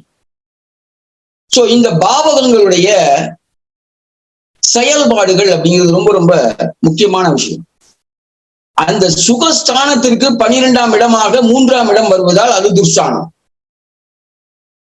எதுவும் எளிதாக கிடைப்பது 4ஆம் இடம். எதுக்கும் கஷ்டமே கிடையாது. வீட்டுல டெய்லி உட்காரலாம், சாப்பிடலாம், நல்லா தூங்கலாம், ஸ்பிரிச்சுவல் பிராக்டிஸ் பண்ணலாம். Ultimate goal. அதனாலதான் அது மோட்ச ராசி அப்படின்னு சொல்லி 4, 8, 12ஆம் இடங்கள் அப்படிங்கிறது மோட்ச ராசிகள். சும்மா சாப்பிட்டு ரொம்ப சுகமா இருந்தா உடம்பு வியாதி வந்துடும். அது கிடையாதுங்க. எதுக்காக சாப்பிடுகிறோம், எதற்காக சுகமாக இருக்கிறோம்? அட்டைன்மெண்ட் ஆஃப் மோக்ஷா தான். இப்ப மோட்சத்தை அடைவதற்கு ஒரு மனிதனுக்கு என்ன இருக்கணும்? பேசிக் நீடு ஃபுல்ஃபில் ஆயிருக்கணும். அப்பதான் அவன் அடுத்த லெவலுக்கே போக முடியும். அப்படி போக விடாம பண்ற இடம் 3ஆம் இடம். அவன் நிறைய வேலை செய்வான், அடிக்கடி டிராவல் பண்ணுவான், அவனுக்கு கம்யூனிகேஷன் நிறைய விஷயங்கள்ல அவன் பெரிய ஆளா இருப்பான். 3ஆம் பாவம் தான் என்ற கர்வத்தோடு செயல்படக்கூடிய அமைப்பு. 9ஆம் இடம் என்பது இறைவன் மிகப்பெரியவன் சொல்லக்கூடிய அமைப்பு. 9ஆம் இடம். 9க்கு 7ஆம் இடமான 3ஆம் இடம் என்பது தன்னுடைய தன்முனைப்பு என்று சொல்லக்கூடியது அந்த 3ஆம் இடம். பராக்கிரமம், வீரம், தைரியம். அதனாலதான் 3ஆம் இடத்துல குரு வந்து என்ன, மரணகாரகஸ்தானம். 9ஆம் இடம் என்பது குருவுக்குரிய இடம். அதனாலேயே ஒரு ஜாதகத்தில் 3ஆம் இடம் என்பது குருவுக்கு மரணகாரகஸ்தானம். மரணகாரகஸ்தானம் என்ன செய்யும்? ஞானத்தை கொடுக்காது. தன்னுடைய பிரயாசை, நான் தான் செய்தேன், நான் வெற்றி பெற்றேன், என்னுடைய முயற்சி என்று அவனுக்கு, ஒரு மனிதனுக்கு உத்வேகத்தை கொடுத்து செயல்பட வைக்கக்கூடிய இடம் 3ஆம் இடம். சோ 4ஆம் இடத்திற்கு 12ஆம் இடமாக வரக்கூடிய அமைப்பில் அது துர்ஸ்தானமாக கருதப்படுகிறது. ஆனால் இன்றைய கலியுகத்தில் 3ஆம் இடம் வெற்றியை தரக்கூடிய ஸ்தானம், முயற்சி ஸ்தானமாக இருக்கிறது. ஒரு மனிதனுக்கு இயல்பாக கிடைக்கக்கூடாத யோகங்கள் எதுவனும் இருந்தால் அது அவனுடைய முயற்சியால் கிடைக்கும். லக்னாதிபதி 3ஆம் இடத்தில் இருந்தால் அவன் ஓய்ந்து போனால் அவனுக்கு எதுவுமே கிடைக்காது. அப்ப அவன் தன்னைத்தானே புத்துணர்ச்சி பெற்றுக்கொண்டு அவன் இந்த உலகத்தில் செயல்படும் பொழுது அது வெற்றியை கொடுக்கும். அந்த முயற்சி என்பது தொடர்ச்சியான முயற்சியாக இருக்கும் பொழுது அந்த 4ஆம் பாவக சுக பாவம் கெடும் அப்படிங்கிற அடிப்படையில் 3ஆம் இடத்தை ஒரு நெகட்டிவான துர்ஸ்தானமாக கருதுகிறார்கள். ஆனால் இன்றைக்கு அது அப்படி இல்லை. 3ஆம் இடம் இன்னைக்கு ரொம்ப சாதகமான பலன்களையே நிறைய பேருக்கு தரும். எல்லாரையும் ஆக்டிவேட் பண்ணக்கூடிய ஒரு பாவம் இருக்கு அப்படின்னு சொன்னா அது 3ஆம் இடம். கிடைக்கவில்லை என்ற ஒரு விஷயத்தை கிடைக்க வைக்கிறோம் என்று சொல்லக்கூடிய அமைப்பில் செயல்படக்கூடிய இடம் அந்த 3ஆம் இடமாக இன்றைக்கு திகழ்ந்து கொண்டிருக்கிறது கலியுகத்தில். சரி, இந்த 6ஆம் இடம் என்பது என்ன? கேந்திரஸ்தானமாக வரக்கூடிய 7ஆம் இடத்திற்கு 12ஆம் இடமாக வரக்கூடிய 7ஆம் இடம் என்பது கலவி இன்பம், அடுத்த குழந்தைகள் பிறப்பதற்கு அடிப்படையான விஷயங்கள், தாம்பத்தியம் என்பது நடைபெறக்கூடிய இடம். 6ஆம் இடம் என்பது அதற்கு 12ஆம் இடம், அந்த பாவகத்தை மறுக்கக்கூடிய பாவகம் 6ஆம் இடம். அப்ப அவருக்கு என்ன கிடைக்காதுன்னா தாம்பத்திய சுகம் கிடைக்காது. அதில் பிரச்சனைகள், வில்லங்கங்கள், சிக்கல்கள் இவற்றையெல்லாம் சொல்லக்கூடிய இடம் 6ஆம் இடம். அப்ப அந்த 6ஆம் இடம் என்பது துர்ஸ்தானமாக சொல்லப்படுகிறது. சரி, அடுத்தது 8ஆம் இடம். இன்றைக்கு ஏன் 8ஆம் இடத்தை ஒரு துர்ஸ்தானமாக கருதுகிறார்கள்? 8ஆம் இடத்தை வந்து பராசரர் துர்ஸ்தானம்னு சொல்லவே இல்லை. அது ஒரு நியூட்ரல். அந்த இடம் வந்து ஒரு சமநிலை பெறக்கூடிய இடம், அந்த 8ஆம் இடம் அப்படின்னு தான் சொல்றாரு. இன்னைக்கு நம்ம என்ன சொல்றோம்? 8ஆம் இடம் துர்ஸ்தானம் என்று சொல்லிடுறோம்.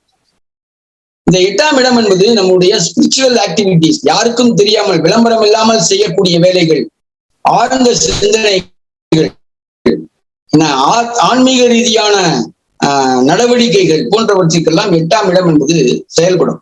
ஆனால் இந்த அதிர்ஷ்டம் என்பது 9ஆம் இடம். ஒரு மனிதனுக்கு அதிர்ஷ்டம் என்பது ரொம்ப ரொம்ப முக்கியம்.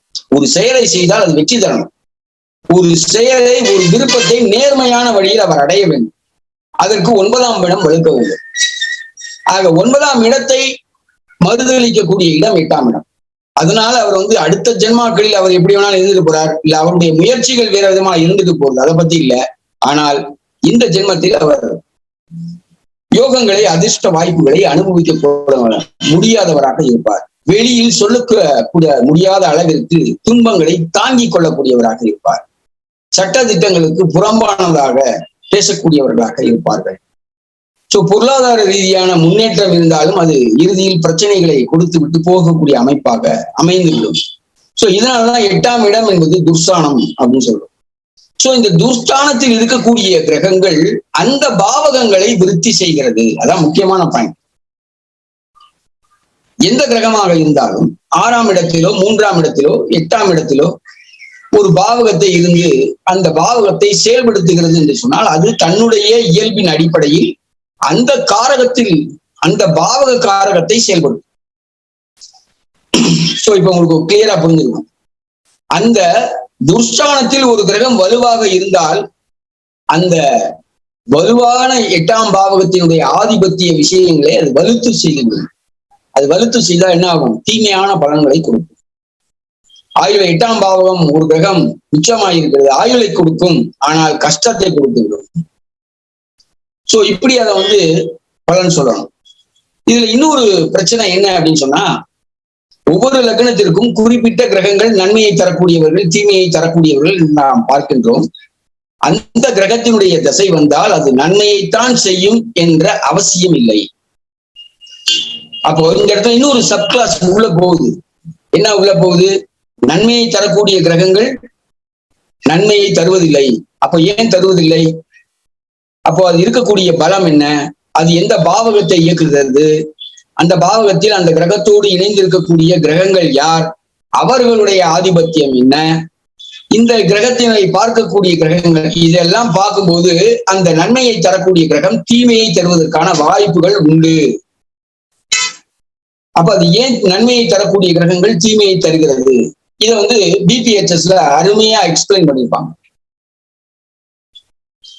ஒரு லக்னத்திற்கு யார் ஆதிபத்திய சுப கிரகம், யார் ஆதிபத்திய அசுப கிரகம், இந்த கிரகங்கள் எந்த பாவகத்தை இயக்குகிறது, எந்த பாவாதிபதியோடு இணைந்து இருக்கிறது என்பதை பொறுத்து பலன்கள் மாறுபடும். ஒரு கிரகத்தினுடைய பார்வை ஒரு யோகத்தை அவயோகமாக மாற்றும். ரொம்ப ரொம்ப முக்கியம். எல்லாருக்கும் அந்த யோகம் இருக்குன்னா எல்லாரும் அதுக்காக பெரிய சிறந்த மனிதராக மாறிவிட முடியாது. அங்க ஒரு சின்ன ஆஸ்பெக்ட் நெகட்டிவா கிடைச்சதுன்னா அந்த யோகத்தை அது பங்கம் செய்து முடியும். அப்போ இந்த இடத்துல ஒரு காம்ப்ளிகேஷன் இருக்கு. என்ன காம்ப்ளிகேஷன் இருக்கு? ஒரு லக்னத்திற்கு நன்மையை தரக்கூடிய திசை கிரகங்கள் நன்மையை தருவதில்லை, ஏன் அப்படிங்கிற ஒரு விஷயத்தை நம்ம பார்க்கணும். அது உண்மையிலேயே நன்மையை தருமா? சரி. இரண்டாவது விஷயம், அந்த குறிப்பிட்ட ஒவ்வொரு லக்னங்களுக்கும் தீமையை தரக்கூடிய கிரகங்கள் தீமையை தருவதில்லை, ஏன்?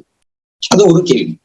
தீய பாவகத்தினுடைய அதிபதிகளாக இருக்கக்கூடிய கிரகம் ஆதிபத்திய சுப கிரகங்களோடு இணைவு பெற்று ஒரு சுபஸ்தானத்தில் இருக்குமானால் அது தன்னுடைய தீய பலன்களை நல்லிஃபை பண்ணிடும், குறைச்சிடும். அப்போ இந்த ஆதிபத்திய சுப கிரகத்தோடு இணைந்து ஆதிபத்திய அசுப கிரகத்தினுடைய தசா நல்ல பாவகங்களில் இருக்கும் பொழுது அது நன்மையை தர கடமைப்படும். இரண்டாவது பாயிண்ட். அடுத்த பாயிண்ட் பார்த்தோம் அப்படின்னு சொன்னா, எந்த ஒரு லக்னத்திற்கும் ஒரு நல்ல கிரகமும் ஒரு கெட்ட கிரகம், அதாவது ஆதிபத்திய ரீதியாக ஃபங்க்ஷனல் பெனிஃபிக் அண்ட் ஃபங்க்ஷனல் மெலிஃபிக் பிளானட்ஸ் உடைய அசோசியேஷன் எப்படி பலன் தரும் அதை பார்த்தோம். அப்போ நன்மையை தரக்கூடிய கிரகங்கள் கெடுதலையும், கெடுதலை தரக்கூடிய கிரகங்கள் நன்மையையும் கொடுத்துவிடும். இரண்டாவது, அடுத்த பாயிண்ட் என்ன? ஒரு லக்னத்திற்கு இரண்டு ஆதிபத்தியம் இருக்கக்கூடிய கிரகங்கள் ஒன்று சுப ஆதிபத்தியமாக இருக்கும், மற்றொரு ஆதிபத்தியம் அசுப ஆதிபத்தியமாக இருக்கும். அப்போ அந்த கிரகம் என்ன பலன்களை தரும் என்பதை எப்படி தீர்மானிப்பது? இது மிக மிக குழப்பமான கேள்வி. மிதுன லக்னத்திற்கு சனி அஷ்டமாதிபதி, பாக்யாதிபதி. அப்போ அஷ்டமாதிபதி வேலையை அதிகமாக செய்வாரா, பாக்யாதிபதி வேலையை அதிகமாக செய்வாரா? எப்படி நிர்ணயம் செய்வது? ஒன்னும் பிரச்சனை இல்லை, சிம்பிள் ரூல். இதுக்கான விடை மிக எளிமையானது. இரண்டு ஆதிபத்தியம் உடைய ஒரு கிரகம் எந்த பாவகத்தில் இருக்கிறது? முதல்ல பாருங்க, 8ல இருக்கா 9ல இருக்கா? 8ல இருந்தா கெடுதல் செய்யும், உறுதியா சொல்லுங்க. ஏன்னா அவர் ஆட்சி பெற்று 9ஆம் பாவத்திற்கு 12ஆம் பாவத்தில் உட்கார்ந்துருக்காரு. அப்போ பாக்கியம் தடைப்படும், கஷ்டங்கள் ஜாஸ்தியாகும். அங்க ஆட்சி வேற பெற்றிருக்காரு. அப்போ இன்னும் பிரச்சனை, ஆயுளை கொடுக்கும், கஷ்டத்தை கொடுக்கும். அப்போ ரெண்டு ஆதிபத்தியங்கள்ல எப்படி எந்த ஆதிபத்தியம் வேலை செய்யும் அப்படிங்கிறத நம்ம தீர்மானிக்கணும். ஏன்னா சனி எல்லாருக்குமே கெடுதலை செஞ்சிருது இல்லை, நல்லதையும் செய்வார். ஏன்னா பாக்கியஸ்தானம் என்பது மூலத்திரிகோண வீடு. அப்ப அந்த ரெண்டு ராசிகளிலுமே இல்லை சனி. அப்ப வேற ஒரு வீட்டில் இருக்கிறார். அப்போ எவ்வாறு வேலை செய்வார்? எந்த பாவகத்தை இயக்குவார்? அங்க அவருடைய பலம் என்ன? அங்க அவரோடு இணைந்திருக்கக்கூடிய கோள்களின் நிலை என்ன? இதையெல்லாம் அனுசரித்து அந்த கிரகம் எந்த வீட்டை பார்க்கிறது? 8ஆம் பாவத்தை பார்க்குதா, 9ஆம் பாவத்தை பார்க்குது? சோ அப்ப அந்த பாவகத்தினுடைய வேலைகளை வலுத்து செய்யும். அது ஆதிபத்திய அசுப கிரகமாக இருக்கக்கூடிய செவ்வாயோடு இணைகிறார் என்று சொல்லும்போது அது கெடுதலான பலன்களை கொடுத்துடும். சோ இந்த தசாபுத்தியில பாத்தீங்கன்னா பலன் சொல்றதுக்கு இத்தனை விஷயங்கள் இருக்கு. இதுக்கு மேலேயும் இருக்கு. இன்னொரு 10 பாயிண்ட் சொல்ல முடியும். இன்னொரு 10 பாயிண்ட் நம்ம எக்ஸ்பிளைன் பண்ண முடியும். சோ இந்த யோகங்கள் என்று சொல்லக்கூடிய விஷயங்கள் எல்லாம் எப்பொழுது நடப்பிற்கு வரும் என்று கேட்டால் அது தசாபுத்திகளிலேயே நடப்பிற்கு வரும் என்று ஒற்றை வரையில் நாம் சொல்லிவிடலாம். ஆனால் எல்லா கிரகங்களும் யோகத்தை தரக்கூடிய கிரகங்கள் தசாபுக்திகளில் நன்மையைத்தான் தருவார்களா அல்லது தீமையை தருவார்களா என்பதை அது இருக்கக்கூடிய இடத்தை பொறுத்து, அது இணைந்திருக்கக்கூடிய கிரகங்களை பொறுத்து, அது பெற்றிருக்கக்கூடிய நட்சத்திர சாரத்தை பொறுத்து, அந்த நட்சத்திராதிபதி இருக்கக்கூடிய இடங்களை எல்லாம் வைத்து இறுதியாக முடிவு செய்ய வேண்டும். சோ இந்த ஃபார்முலா என்பது உங்களுக்கு தெளிவாக பிடிபடுமாக இருக்குமாயின் தசாபுத்தி நீங்கள் எளிதாக வரையறை செய்ய முடியும். சரி, அடுத்த விஷயம் ஒண்ணு இருக்கு, கோச்சாரம். இந்த தசாபுக்திகள் எல்லாம் எப்பொழுது வேலை செய்யும் என்றால் கோச்சாரத்தில் அந்த கிரகங்கள் சாதகமான இடத்திற்கு வர வேண்டும். அது என்ன சாதகமான இடம் அப்படின்னா தெரிஞ்சுக்கணும். ஒரு திருமணம் அப்படின்னு சொன்னா 5, 7, 11ஆம் பாவகங்கள் ஆக்டிவேட் ஆகும்போது அல்லது அந்த கிரகத்தினுடைய தசாபுக்திகள் நடப்பிற்கு வரும்போது கோச்சார ரீதியாக அந்த கிரகங்களுடைய சஞ்சாரம் என்பது இந்த வீடுகளில் இருக்குமே ஆனால் அப்பொழுது அந்த மனிதருக்கு அந்த யோகம் என்பது செயல்படும். சோ எல்லாருக்கும் குரு பலம் இருக்கக்கூடிய காலகட்டம், அதாவது 2, 7, 11ஆம் பாவங்கள் வேலை செய்யும் போது, 5, 7, 11ஆம் பாவம் வேலை செய்யும் போது திருமணம் நடைபெற்று விடுமா? இது நடைபெறாது. அதான் சொல்ற குரு பலம் சொல்றீங்க, குரு பயிற்சி வந்துருச்சு, ராகு இது பயிற்சி வந்துருச்சு, எனக்கு கல்யாணமே ஆகல, வேலை கிடைக்கல, கிடைக்காது. உங்களுக்கு என்ன தசா நடந்து கொண்டிருக்கிறது, என்ன புக்தியில் நீங்கள் இருக்கிறீர்கள், அந்த கிரகத்தினுடைய வலு கோச்சார ரீதியாக எப்பொழுது சாதகமான இடத்திற்கு வருகிறதோ அப்பொழுது மட்டுமே உங்களுக்கு உறுதி செய்யப்பட்ட பலன்கள் நடப்பிற்கு வரும். அப்ப எல்லா நாட்களிலும் நடக்காது. ஒரு செகண்ட்ல நீங்க போடக்கூடிய கையெழுத்து உங்களை பெரிய ஆளாக மாற்றிவிடும். ஒரு கையெழுத்தில் நீங்கள் கமிட் ஆகக்கூடிய விஷயம் உங்களை மிகப்பெரிய தொழிலதிபராக மாற்றிவிடும், பெரும் செல்வந்தராக மாற்றிவிடும். ஆக அந்த காலகட்டம் என்பது என்ன அப்படின்னு சொன்னா, தசாபுக்தி கிரகமும் கோச்சார கிரகமும் எப்பொழுது உங்களுக்கு சாதகமாக வருகிறதோ அப்பொழுது அந்த வேலைகளை உங்களுக்கு செய்யும். சோ இன்றைக்கு கோச்சாரத்தை சொல்லக்கூடாது, கோச்சாரம் பலன் அளிக்காது என்று சொல்லக்கூடியவர்கள் இருக்கிறார்கள். தவறு. சாஸ்திரத்தை நிந்தனை செய்யக்கூடாது, எப்பவுமே சாஸ்திரத்தை மீறக்கூடாது. உங்களுடைய அறிவு என்பதெல்லாம் கொஞ்சம் தான் மனுஷனுடைய அறிவு. அதனால அவர் சேஜ் பராசரர், நாமெல்லாம் ஜோதிடர்கள். ஏன் அவர் மகரிஷி அப்படின்னு சொல்றோம், உருவாக்கி கொடுத்தவர் அவர் தான் மகரிஷி. அதனால நம்ம எந்த விஷயத்தை எப்பொழுது நடக்கும் என்று சொல்லும் பொழுது ஒவ்வொரு பாயிண்டா ஆட் பண்ணணும். நம்ம ஒவ்வொரு பாயிண்டா ஒரு 10 பாயிண்டாவது நீங்க ஆட் பண்ணிக்கணும். சரி, ராஜயோகம் நடந்து கொண்டிருக்கக்கூடிய நிலையில் ஒரு மனிதன் இறந்து விடுகிறான். அப்ப அதற்கான வாய்ப்புகள் என்ன? பதவியில் இருக்கும் போதே மரணம் என்பது ஏற்படுகிறது. காராகிரக வாசம், ஜெயிலுக்கு போறாங்க. பெரிய அரசியல் தலைவர் பதவியில் இருந்துட்டு அந்த பதவி முடிய கூட இல்லாத காலகட்டத்தில் அவர்கள் சிறைக்கு செல்கிறார்கள். அப்ப அதற்கான யோகம் என்ன? அது ஏன் நடக்கிறது? ஏன் ஏற்றத்தாழ்வு மிகப்பெரிய அளவில் இருக்கிறது? ஆக இதையெல்லாம் நிர்ணயம் செய்யக்கூடியது உங்களுடைய ஜாதகத்தினுடைய தசாபுக்தி. எப்பொழுது உங்களுக்கு இதுல நிறைய கன்ஃபியூஷன்ஸ் தான் இருக்கு தசாபுக்தி. இதுல என்ன தசாபுக்தி பலன்களை கூட நீங்கள் இதையெல்லாம் அனுசரித்து சொல்லலாம். பட் வரக்கூடிய நேயர்கள் உங்களை கேட்பார்கள் கேள்வி. தசாபுக்திகளை வைத்துதான் நீங்க அந்த கேள்விக்கு பதில் சொல்லணும். திருமணம் நடக்குமா, வேலை கிடைக்குமா, வெளிநாட்டுக்கு போவேனா, நான் PhD முடிப்பேனா, இப்படி பல்வேறு விதமான கேள்விகள். கடன் அடையுமா, ஹெல்த் இம்ப்ரூவ் ஆகுமா, கோர்ட் கேஸ் நடந்துட்டு இருக்கு, விவாகரத்து கிடைக்குமா, என்னுடைய கடன் எல்லாம் அடைபடுமா, இப்படி பல்வேறு விதமான லௌகீக கேள்விகளுக்கு பதில் சொல்லணும். அது எப்படி சொல்லணும்னு அதற்கு தொடர்பான பாவகங்கள் எப்படி இருக்கிறது. கடன் அப்படின்னு சொன்னா உண்மையிலேயே அவருக்கு தனஸ்தானம் வலுத்திருந்து கடன் பாவகத்தின் வலு குறைவாக இருந்தால் அவர் கடனை அடைத்து விடுவார் என்று நீங்கள் உறுதியாக சொல்லலாம். அது தசாபுக்தி நடக்குதாங்கிறத பார்த்து சொல்லணும். ஒரு பிரச்சனையிலிருந்து நீங்கள் வெளிவருவீர்களா, கோர்ட்டு கேஸ் நடக்கிறது, 6ஆம் பாவகம் கோர்ட்டு பிரச்சனைகள், வில்லங்கங்கள், 12ஆம் இடம் என்பது சிறைவாசம், 8ஆம் இடம் என்பது தண்டனை, பனிஷ்மெண்ட். ஆக எந்த பாவகம் வேலை செய்கிறது? 6, 8, 12ஆம் பாவங்களுடைய தொடர்பு இருக்குமானால் அவர் கண்டிப்பாக பிரச்சனைகளில் தண்டனை பெற்று சிறைவாசம் அனுபவிப்பார். இல்ல 5ஆம் பாவகம் வேலை செய்யுது, 12ஆம் பாவத்துக்கு 12ஆம் பாவகம் 11ஆம் பாவகம் வேலை செய்யுது, அஷ்டமஸ்தானத்துக்கு 12ஆம் பாவகம் 7ஆம் பாவகம் வேலை செய்யுது. அப்போ அவர் என்ன செய்வார்? சட்ட சிக்கலில் இருந்து விடுதலை பெறுவார். அப்போ ஜட்ஜ்மெண்ட் எப்படி வரும்? இவருக்கு ஃபேவரபிளா ரிசல்ட் வரும். இதை எப்படி சொல்வது? அப்போ அந்த பாவகங்கள் மிகுந்த முக்கியத்துவம் பெறுகிறது. எந்த திசையுமே நன்மையை செய்யும் பொழுது ஒரு தீமையும் செய்யும். ராஜயோகத்தை நடத்தி கொண்டிருக்கக்கூடிய கிரகத்தினுடைய ஒரு புக்தியில் அவருக்கு மரணம் என்பது நிகழ்ந்து விடும். அப்ப ராஜயோகம் பலன் அளிக்காமல் போய்விடுமா? கிடையாது. இருக்கிறவர் அந்த பலன் அழிச்சுட்டு தான் போகும். அவரே எதிர்பாராத அளவிற்கு நற்பலன்களை கொடுக்கிறது என்று சொன்னால் அதனுடைய முடிவில் அவருக்கு மாரகத்தையும் தெரிந்து வைத்து போய்விடும். சோ அதுக்காக ராஜயோக தசை நடக்கிறது அப்படிங்கிறதுக்காக நம்ம கூட்டி பலன் சொல்லக்கூடாது. அது எந்த அளவில் வேலை செய்யுங்கிறத நம்ம நிதானிக்கணும். அவசரப்பட்டு பலன்களை சொல்லிவிடக்கூடாது. ஒரு பலன் எப்பொழுது நடத்திற்கு வரும் என்பதை தீர்மானிப்பதற்கு நிறைய பாயிண்ட்டுகளை நாம எடுத்துக்கொண்டு நாம் கணிதம் செய்ய வேண்டும். சோ அப்படி இருக்கும்போதுதான் நம்ம என்ன செய்ய முடியும், ஒரு மனிதனுடைய யோகம் அமைப்பு எப்படி இருக்கிறது, அந்த யோகம் செயல்படுமா செயல்படாதா, அந்த யோகம் செயல்படக்கூடிய காலங்கள், அவருக்கு நாம் சொல்லக்கூடிய அறிவுரையாக, அவருக்கு சொல்லக்கூடிய பலாபலன்களாக இந்த தசாபுக்தி என்பது அமைகிறது. இது சம்பந்தமாக தொடர்ச்சியாக ஒரு 10 பாயிண்ட் ஒரு வீடியோ வகுப்பாக, ஆடியோ வகுப்பாக அல்லது ஜூம் மீட்டில் நடக்கக்கூடிய வகுப்பாக விரைவில் நடத்தலாம் என்ற எண்ணத்தில் இருக்கிறேன்.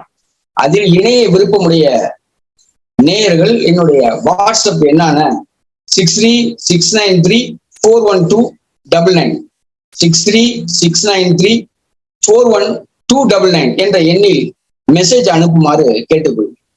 முக்கியமான விஷயம் தசாபுக்தி.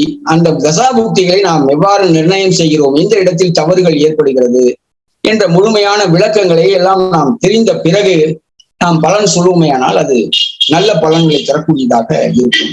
அப்படி தவறும் பட்சத்தில் எந்த ஒரு பாயிண்டையும் நீங்க மிஸ் பண்ணிட்டீங்கனாலே அந்த இடத்துல பலன்கள் மாறுபடுவதற்கான வாய்ப்புகள் உண்டு.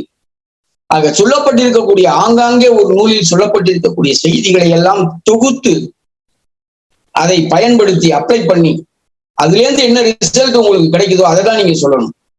அதை விட்டுட்டு வேற விதமான உங்களுக்கு என்னெல்லாம் தோணுது, குருதசை நடக்குதா உங்களுக்கு கல்யாணம் நடக்கும், சனி தசை நடக்குதா கஷ்டப்படுவீங்க, அப்படி சொல்லக்கூடாது. பொத்தாம்பொதுவான பலன்கள். காரகம் என்பது இணைந்து வேலை செய்யக்கூடிய விஷயம். சனி கஷ்டப்பட்டு முன்னுக்கு வருவாருங்கிறத சொல்லுங்க, அதுக்காக நிறைய உழைப்பீங்கிறத சொல்லுங்க. சனி தசை சரியில்லை உங்களுக்கு கஷ்டப்படுவீங்க சொல்லாதீங்க.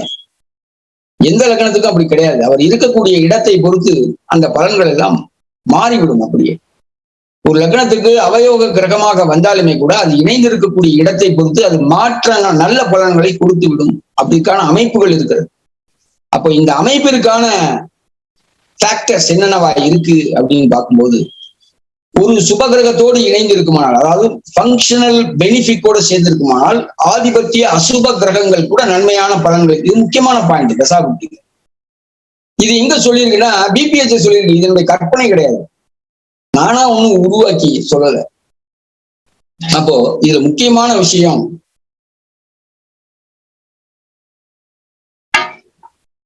ஒன்றை கணிப்பது, நடுநிலையோடு இருந்து கணிப்பது. ஒரு வாடிக்கையாளர் நம்ம முன்னாடி உட்கார்ந்து இருக்காரு, அவர் கஷ்டப்பட்டு, அவர் பார்த்தாலே கஷ்டமா இருக்கு அப்படிங்கிறதுக்காக ஒரு உத்வேகம் தர வேண்டிய அவசியம் இல்லை. அவருக்கு என்ன சாதகமான விஷயம் இருக்குங்கிறத எடுத்து சொல்லலாம், அவரை அதுல தைரியத்தை கொடுக்கலாம். ஆனால் நெகட்டிவான பலன்கள் நடந்து கொண்டிருக்கக்கூடிய சூழ்நிலையை நீங்கள் மாற்றி அது யோகமாக செயல்படும் என்று சொல்லிவிட முடியாது எடுத்த உடனே. அதுல நிறைய ட்ரிக் அப்படிங்கிறது. இந்த ட்ரிக் எங்க வரும்னா படிக்கணும், நிறைய விஷயங்களை படிக்கணும். சும்மா குப்பை புஸ்தகங்களை போய் படிக்க விடாது. பிபிஹெச்எஸ் வாங்கி படிக்கணும். அதுல என்ன சொல்லியிருக்காங்கிறத நிதானமா படிக்கணும், அதை டிஸ்கஸ் பண்ணணும். அது சரியா எத்தனை இடத்துல நடந்திருக்குங்கிறத பார்க்கணும். ஸோ இப்படி எல்லாம் ஆய்வுகளை ஒரு 20 வருட காலமாக செஞ்சு வரக்கூடிய அமைப்பில் தான் ஒரு தெளிவு என்பது உங்களுக்கு கிடைக்கும். அதனால ஒரு வருஷத்துல ஜோசியர் ஆயிடுறேன் அப்படிங்கிற நம்பிக்கையில வராதீங்க, கண்டிப்பா முடியாது. உங்களுக்கு சர்டிபிகேட் கொடுப்பாங்க 1 வருஷம் கோர்ஸுக்கு. பட் எக்ஸ்பர்ட் ஆகணும்னா நீங்க முயன்று முயன்று முயன்று குட்டிக்கரணம் போகணும். தப்பா போகும், நிறைய கவலையப்படக்கூடாது. அடுத்த முறை சரியாகும், அதுக்கு என்ன செய்யணும், அதை தேடணும். சோ தசாபுக்தி என்பது மிக மிக ஜாதகம் பார்க்கக்கூடிய இந்த வேதிக்க அஸ்ட்ராலஜி என்ற ஜோதிட பிரிவில் தசாபுக்தி மிக மிக முக்கியத்துவம் பெறக்கூடிய ஒரு விஷயமாக இருக்கிறது என்ற விஷயத்தை உங்களோடு பகிர்ந்து கொண்டு இந்த நிகழ்ச்சியை இதோடு நான் நிறைவு செய்கின்றேன். இது இருக்கக்கூடிய சந்தேகங்களை பற்றி நீங்கள் கேள்விகள் எழுப்புவீர்களானால் அதை பற்றிய பதில்களை நான் உங்களுக்கு கொடுக்கிறேன் என்பதை சொல்லி இந்த வாய்ப்பளித்த அனைவருக்கும் நன்றி பாராட்டி விடைபெறுகின்றேன். நன்றி, வணக்கம்.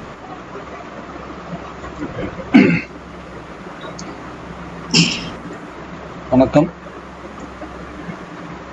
வணக்கம். கொஞ்சம் முன்னாடியே முடிச்சிட்டேனோ? ஆமா. ஓகே ஓகே ஓகே, சரி சரி, பரவாயில்ல. மேக்ஸிமம் விஷயங்கள் கவரேஜ் கொண்டு வந்துட்டீங்க. அவங்க ஏதோ குடும்ப சுற்றுலாவா கொடைக்கானல் போயிருக்காங்க. ஸோ அந்த நேரத்துல இந்த ஸ்டார் அகாடமி விடாம துரத்தி 2 மணி நேரம் பேசணும்னு சொன்னதுனால சரி பரவாயில்ல. இருந்தாலும் நிகழ்ச்சி அருமையான உரை, ஆக்கப்பூர்வமான விஷயங்கள் நிறைய தெரிஞ்சுக்க முடிஞ்சது. பாரம்பரியமான நூல்கள் குறிப்பாக பராசரா, பிருகத் பராசரா ஹோரா சாஸ்திரம், இந்த விஷயங்கள் ஜோதிடத்தில் எவ்வளவு பெரிய தாக்கத்தை ஏற்படுத்தியிருக்கு அப்படின்றதுக்கு நம்முடைய ஐயா குமார் ஐயாவுடைய உரை ஒரு சிறப்பு. ஸோ அந்த வகையில் ஜோதிடத்திற்குள் புதுமைகள் வரலாம். பழமை என்ற பாரம்பரியங்கிற அஸ்திவாரத்தில் நின்றுக்கிட்டு தான் நாம் மற்ற எல்லாத்தையும் யோசிக்கணும். கடற்கால ஆட்டங்கான விட்டுட்டு மற்ற விஷயங்கள் நம்ம ஏதோ நம்ம கண்டுபிடிச்சது, நமக்கு தெரிஞ்சது, நமக்கு வாயில் வந்தது, இதை எல்லாத்தையும் ஜோதிடம் ஆக்கணும் அப்படின்னா நாளைக்கு ஜோதிடர்களோ அல்லது இந்த துறையோ ஏளனத்துக்குரிய விஷயம் ஆயிரும். ஸோ இதைத்தான் ஜீவனாக, இதைத்தான் தாரகமாக, இதைத்தான் மூச்சாக கொண்டிருக்கக்கூடியவர்கள் யாராக இருந்தாலும் இந்த விஷயங்களை அடிப்படையில் இருந்து தான் நம்ம யோசிச்சாகணும். அடிப்படையை விட்டுட்டு பாரம்பரிய நூல்களை ஒன்றுத்துக்கு ஆகாது, அதில் சொன்னப்பட்ட பல விஷயங்கள் புரியவே, நமக்கு புரியலைன்றதுனால உலகத்துக்கே புரியல, இல்லை அவங்க சொன்னதெல்லாம் தப்பு அப்படின்னு அர்த்தப்படுத்திக்க கூடாது. எவ்வளவு விஷயங்கள் இன்னைக்கு உட்காந்து நம்ம வாழ்ந்துட்டு இருக்கக்கூடிய இந்த 40-50 வருஷத்துல உருவானதல்ல இந்த ஜோதிடம். இல்லை நம்ம அப்பா காலத்துல, நம்ம தாத்தா பாட்டி காலத்துல உருவானதில்ல. இது பாரம்பரியமான பல்லாயிரக்கணக்கான வருஷங்கள். இது ஏதோ ஒருத்தர் இருவர் சிந்திச்சதில்லை. மகான்கள், ஞானவான்கள் அவர்கள் தங்களை அர்ப்பணித்துக் கொண்டு காலதேச வர்த்தமானங்களை எல்லாம் கணக்கில் எடுக்காம தங்களை குடும்பம் எல்லாத்தையும் அர்ப்பணித்து கொண்டு இப்படி ஒரு ஆக்கப்பூர்வமான கலையை நமக்கு கொடுத்துருக்காங்க. கொடுக்கப்பட்டதுடைய ஒரே நோக்கம் இந்த மனித சமுதாயம் நல்ல வழியில வாழணுன்றதுக்காக. எப்படி ஒரு நாத்திகவாதி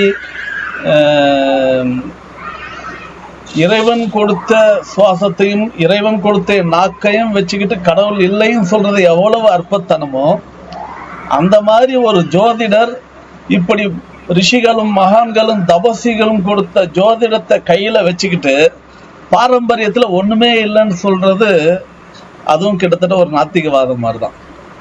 ஸோ அதனால் தயவு செய்து நாம் பாரம்பரிய நூல்களை நிறைய படிக்கணும், நிறைய விஷயங்களை விவாதிக்கணும். ஏன்னா இப்போ பராசருடைய தசாபுத்தி விஷயங்களே கிட்டத்தட்ட 32 விஷயங்கள் இருக்கும்போது இன்றைக்கு விம்சோத்திரி தசா மட்டும் நம் மத்தியில் முன்னிலைப்படுத்தப்படுறதுக்கு அதனுடைய நடைமுறை காரிய சாத்தியம்ங்கிறது ஒரு முக்கியமான விஷயமா இருந்தாலும் மற்ற தசா புத்திகளையும் கூட நாம் தெரிந்து கொள்ள வேண்டும். எந்தெந்த நட்சத்திரக்காரர்களுக்கு எந்த திதியில் இருக்கிறவர்களுக்கெல்லாம் கூட சில தசா புத்திகள் இருக்கு. ஸோ அதனால ஒரு நல்ல ஒரு அற்புதமான உரை, அந்த பாரம்பரியத்தின் வழியில் நின்று மிக சிறப்பாக உரையாற்றினார். ஐயாவுக்கு 1.5 மணி நேரம் கொடுத்திருந்தாலும் கூட சொல்ல வேண்டிய விஷயங்களை குறுகத்தரித்த குரல் மாதிரி ஒரு மணி நேரத்தில் சிறப்பாக சொல்லியிருக்காங்க. ஸோ இதில் தயவு செய்து யாரும் அவர்களுடைய தனிநபர் ஜாதகத்துக்கு பலன் கேட்க வேண்டாம், அதுக்கு அனுமதி இல்லை. பொதுவாக இன்றைக்கு நடத்தப்பட்ட இந்த சிறப்புரையின் மீது அல்லது தசாபுத்தி சம்பந்தப்பட்ட விஷயங்கள் மீது அவருடைய சந்தேகங்களை கேட்கலாம். வேறு ஏதாவது அதை ஒட்டி ஏதாவது விஷயங்கள் சந்தேகங்கள் தான் கேட்கலாம். அவங்க ஜாதகத்தை வச்சுட்டு எனக்கு இந்த தசை நடக்குது, இந்த புத்தி நடக்குது, இதுக்கு எப்படி இருக்குன்றதை கேட்க வேண்டாம். நாம் எல்லோரும் ஜோதிடர்கள். இதிலிருந்து விஷயத்தை உள் வாங்கிக்கிட்டு உங்கள் தசாபுத்தி எப்படி இருக்குன்ற நீங்கள் கணக்கு போட்டுக்கணும். இங்கே வந்து பலன் கேட்கிற இடம் இல்லை. இதை கொஞ்சம் கவனத்தில் வச்சுக்கிட்டு அன்பர்கள் அவர்களுடைய கேள்விகளை தொடரலாம். முதல்ல ஹேண்ட் ரைஸ் பண்ணியிருக்கிற திரு ஸ்ரீதர், அவங்க அன்மியூட் பண்ணிட்டு அவங்க விஷயங்களை பேசலாம். வணக்கம் சார்.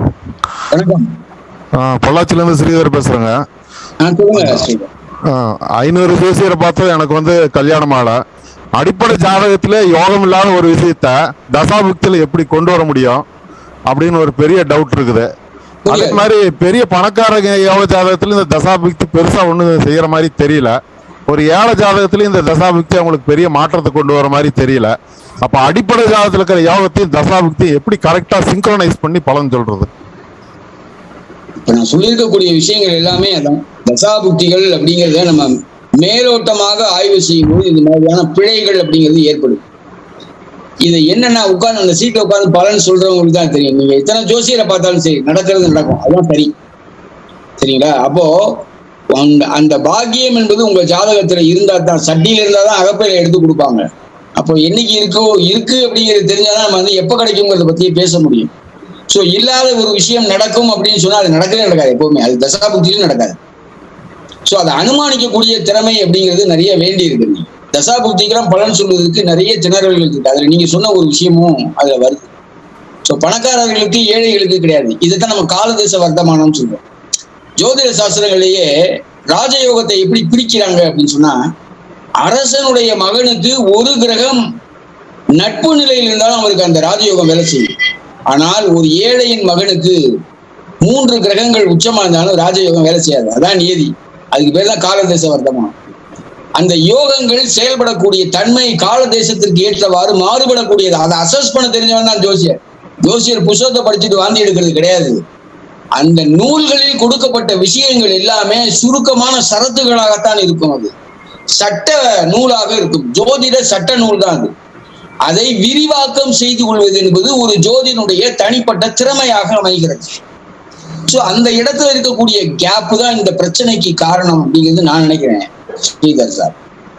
ஓகே சார், நல்ல ஆன்சர். அப்புறம் ஒரே ஒரு கேள்வி, இந்த பாவகன்றது ஸ்ரீபதி பத்து சொன்ன மாதிரி மத்திய புள்ளியா இல்ல பிளாசிடஸ்ங்கிறது ஆரம்ப புள்ளியா, எது நடைமுறைக்கு சரியா வரும்?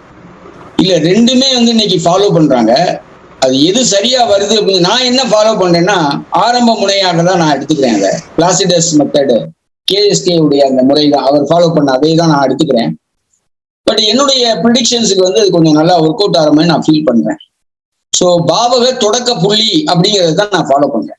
பாவக மத்தியம புள்ளியை எடுத்து பயன்படுத்தக்கூடிய ஜோதிடர்கள் இருக்கிறார்கள். அது அவர்களுடைய ரிசல்ட் அப்படிங்கிறது அவங்க கிட்ட தான் கேட்கணும். என்னை பொறுத்த வரைக்கும் பாவக ஆரம்ப முனை புள்ளி சரியாக வேலை செய்வதாகவே நான் உணர்கிறேன். Thank you sir. நன்றி. ஓகே, நன்றி திரு Sridhar sir.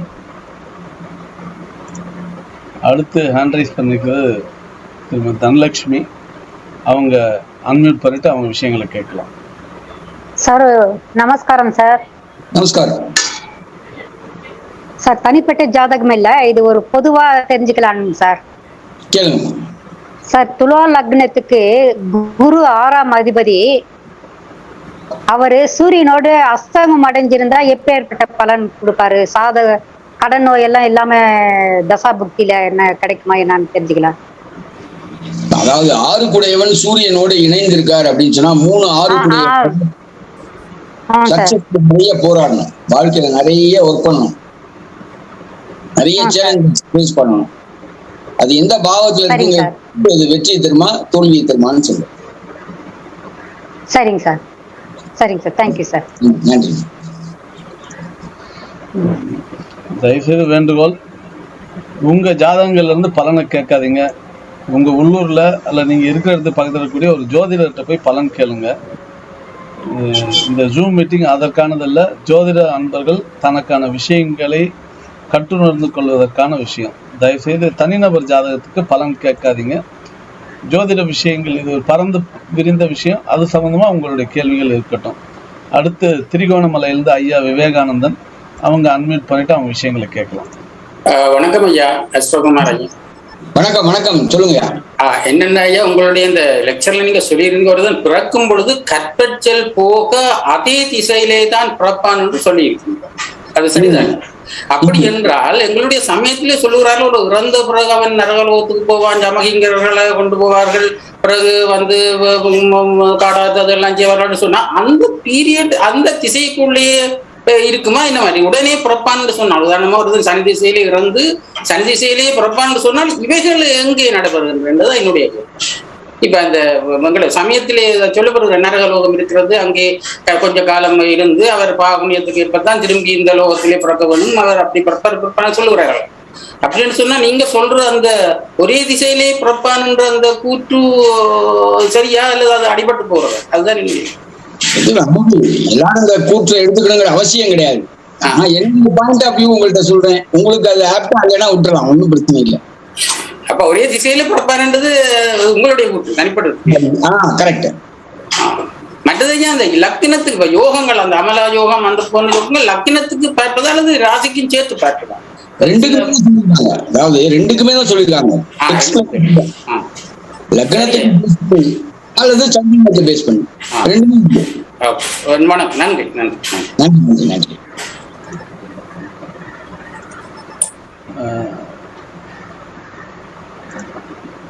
Sir Kumar sir, உங்க ஆடியோ ஏதாவது டிஸ்டர்ப் ஆகுது, அது கொஞ்சம் என்னன்னு பாருங்க.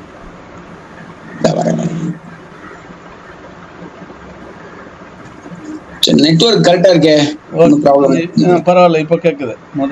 ஐயாவுக்கு பதில் சொல்லும்போது கொஞ்சம் இடையூறாச்சு. அடுத்து ஹேண்ட் ரைஸ் பண்ணிருக்கவங்க அன்பர் சகோதரர் பாண்டி கொடுமுடி நாதர் சதீஷ் அவர்கள். அவங்க அன்மியூட் பண்ணிட்டு அவங்க விஷயங்களை கேட்கலாம். ஐயா வணக்கம். வணக்கம். நல்லா இருக்கீங்களா ஐயா? சரிங்க சரிங்க, ரொம்ப சந்தோஷம். கொடைக்கானல் சுற்றுலா சிறப்பா இருந்துங்களா? ஆமா ஆமா. சரிங்க ஐயா, அற்புதமான விளக்கம். ஏன்னா நீங்க குரு, அதாவது அற்புதமான விளக்கம். அதாவது இறப்பை தரும் திசையை பிறப்பை திறக்கின்றது, அதுதான் 100க்கு 100 உண்மை. அப்ப முதல்ல அவரோட கேட்ட தருமா அப்படின்னு. கட்டாயம் இறப்பை தருகின்ற திசையை பிறப்பையும் தருகின்றது. ஏன்னா இந்த சூக்கும சரீரம் அழிவது இல்ல, ஸ்தூல சரீரம் மட்டும்தான் அழிஞ்சு போகுது.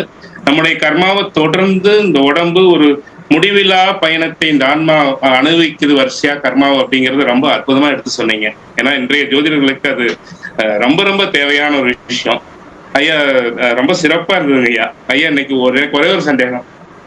ஒரு கிரகம் ஒரு திசாபலன் எடுக்கும்போது ஒரு கிரகத்தோடு இன்னொரு கிரகம் இணையும் போது, இப்போ ஒரு லக்னத்திற்கு நன்மை தரும் கிரகம் ஒரு தீமை தரும் கிரகத்தோடு இணையும் போது எந்த அளவுக்கு பலன் கூட்டி குறைச்சு சொல்றது? அது அந்த கிரகத்தினுடைய பலம், எந்த கிரகம் பலம் வாய்ந்ததாக இருக்கிறது, எத்தனை டிகிரியில இணைந்து இருக்கிறது அப்படிங்கிற பல பாராமீட்டர்ஸ் அதுல இருக்கு. ஸோ அதை வச்சு நம்ம அதை டிசைட் பண்ணிக்கலாம். சரிங்க சரி. அதாவது எல்லாருக்கும் பயன்படுறதுக்காக அங்கதான் தடுமாறுறாங்க. அதுக்காக தான் சொன்னேன். ஒரு இடத்துல ஒரு கிரகம் நீசம் ஆயிடுச்சு அப்படிங்கிறதுக்காக அவன் செத்து போயிட்டான்னு சொல்லக்கூடாது, ஃபெயிலியர் சொல்லக்கூடாது. நிறைய முயற்சி பண்ணுவாங்க. அந்த இடத்துல என்ன பண்ணலாம், கான்சென்ட்ரேஷன் அந்த மனிதருக்கு கம்மியா இருக்கு.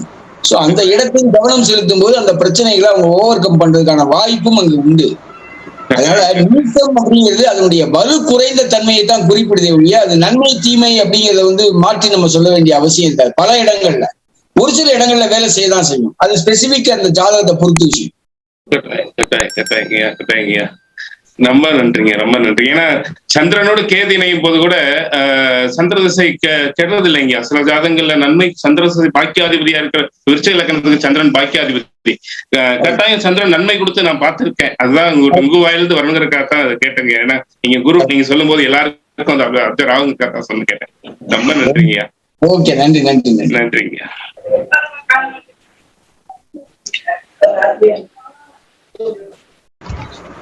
இந்த வாய்ப்பை கொடுத்த சீனிவாசன் ஐயாவுக்கு நன்றிங்க. நன்றிங்க ஐயா. சதீஷ் ஐயா நன்றிங்க. அடுத்து ஹேண்ட் ரைஸ் பண்ணிருக்குது திரு ஜெயச்சந்திரன் என்கிற டெல்லியா. அவங்க அன்மியூட் பண்ணிட்டு அவங்க விஷயங்களை கேட்கலாம். ஐயா வணக்கம் ஐயா. வணக்கம். ரொம்ப அருமையான ஸ்பீச்சுங்க. நான் நிறைய யூடியூப் பார்த்துருக்கேன் உங்களுத. திசாபதியை பத்தி ரொம்ப அதிகமா நல்லா சொல்றது ரொம்ப நன்றி. எனக்கு ஒரு சின்ன சந்தேகம் தான். அந்த எந்த ஒரு நடந்தாலும் அதுக்கு 2 ஆதிபத்தியம் இருக்குங்களா? அது எந்த முதல் எந்த ஆதிபத்தியம் ஆக்டிவேஷன்ல வரும்? எந்த ஒரு தசாபதி நடந்தாலும் 2 ஆதிபத்தியம் உள்ள வீட்டிற்கு எந்த ஆதிபத்தியம் முதலில் செயல்படுங்கிறது தான் எனக்கு சின்ன கேள்வி. முதல்ல இது ஒரு நல்ல கேள்வி. ஏன்னா அந்த குழப்பம் நிறைய பேர்ட்ட இருக்கு. ஒரு சிலர் எப்படி பதில் சொல்றாங்கன்னா, குரு தசை அப்படின்னா 2 ஆதிபத்தியம் இருக்கு, அப்போ இது 8 வருஷம் அது 8 வருஷம் வேலை செய்யும் அப்படிங்கிறாங்க. அப்படிலாம் பிரிச்சுலாம் வேலை செய்யாது. அப்படியே 9 புக்தி நம்ம பிரிச்சு பலன் சொல்றோம். விம்சோத்தரி திசையினுடைய சிறப்பம்சமே ஒரு தசையை 9 புக்திகளா பிரிக்கிறது, ஒரு புக்தியை 9 அந்தரமா பிரிக்கிறது, இப்படிதான் போறது. அப்போ இன்னைக்கு 2 ஆதிபத்தியத்துல முதல் ஆதிபத்தியத்தை முதல் 8 வருஷம் செய்யும், 2வது ஆதிபத்தியத்தை அடுத்த 8 வருஷம் செய்யும்னு ஈஸியா சொல்லிட்டு போயிடுறாங்க. பட் அப்படி கிடையாது. அது எந்த பாவகத்தில் இருக்கிறது, அது எந்த பாவகத்தை தொடர்பு கொள்கிறது, அது எந்த பாவகத்தை தொடர்பு கொள்ளவில்லை, அந்த பாவகத்தை அதிகமா செய்யும். சரி, இன்னொரு பாவகம் இருக்குல்ல, அதுவும் அதனுடைய போக்கஸ் தான். அந்த போக்கஸை லிமிட் பண்ணிருக்கு. இப்ப உதாரணத்துக்கு 4ஆம் பாவம் முன்னாடி வருது, 7ஆம் பாவம் பின்னாடி வருதுன்னு வச்சுங்க. ஒரு உதாரணம், ஏதோ ஒரு திசை 4ஆம் பாவம் முன்னாடி வருது, 7ஆம் பாவம் பின்னாடி வருது. இதுல எது எடுத்துக்கிறதுக்கு தான் இப்ப கொஸ்டின். 4ஆம் பாவம் முன்னாடி வந்து நிச்சயிக்கப்பட்ட திருமணமா நடக்கும். அம்மாவுடைய இன்ஃபுளுன்ஸ் நல்லா இருக்கும் மேரேஜ்ல. இப்ப 7ஆம் பாவகம்ங்கிறது ப்ராப்பரா செய்யக்கூடிய பாரம்பரியமான திருமண முறையை அது குறிக்கும். காதல் திருமணத்தை குறிப்பிடாது. ஆக்சுவலா கேள்வி வந்து இப்ப 4 7ங்கிறது எனக்கு முக்கியம் இல்ல. நான் அது வந்து குறிப்பிட்டு சொன்னதுக்கு தயவுசெய்து தவறா நினைக்க, அது நான் என்னுடைய கேள்வி இல்லை. 2 ஆதிபத்தியத்துல முதல்ல எந்த ஆதிபத்தியம் நம்ம செயல்படுத்துவோங்கிறது தான் கேள்வியே. கண்டிப்பா அது எந்த பாவகத்தோடு தொடர்பு கொள்கிறது அப்படிங்கிறத பொறுத்துதான் அதை வரையறை செய்யணும்.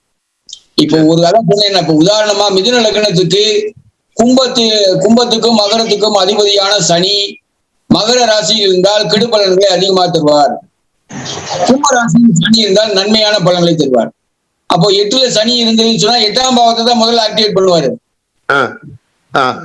9ஆம் இடத்துல சனி ஆட்சி பெற்றிருக்கான 9ஆம் பாவத்தை தான் செயல்படுத்துவார் முதல்ல. இதுதான் சார். லக்னத்தை தான் முதல்ல ஆக்டிவேட் பண்ணுவார். ஓ சரி சரி சரி. கும்பத்திலும் மகரத்திலும் வேற கிரகங்கள் இருந்தா அவர் அந்த 8ஆம் பாவத்தையும் 9ஆம் பாவத்தையும் ஆக்டிவேட் பண்ணவே மாட்டார் சனி. சரியா? எந்த பாவத்துல கிரகம் இல்லையோ அதுதான் முதல்ல ஆக்டிவேட் பண்ணுவார். அதுதான் ஆக்டிவேட். ரொம்ப சரிங்க சார். சரிங்க சார். ரொம்ப நன்றி சார். ரொம்ப நல்ல வணக்கம்.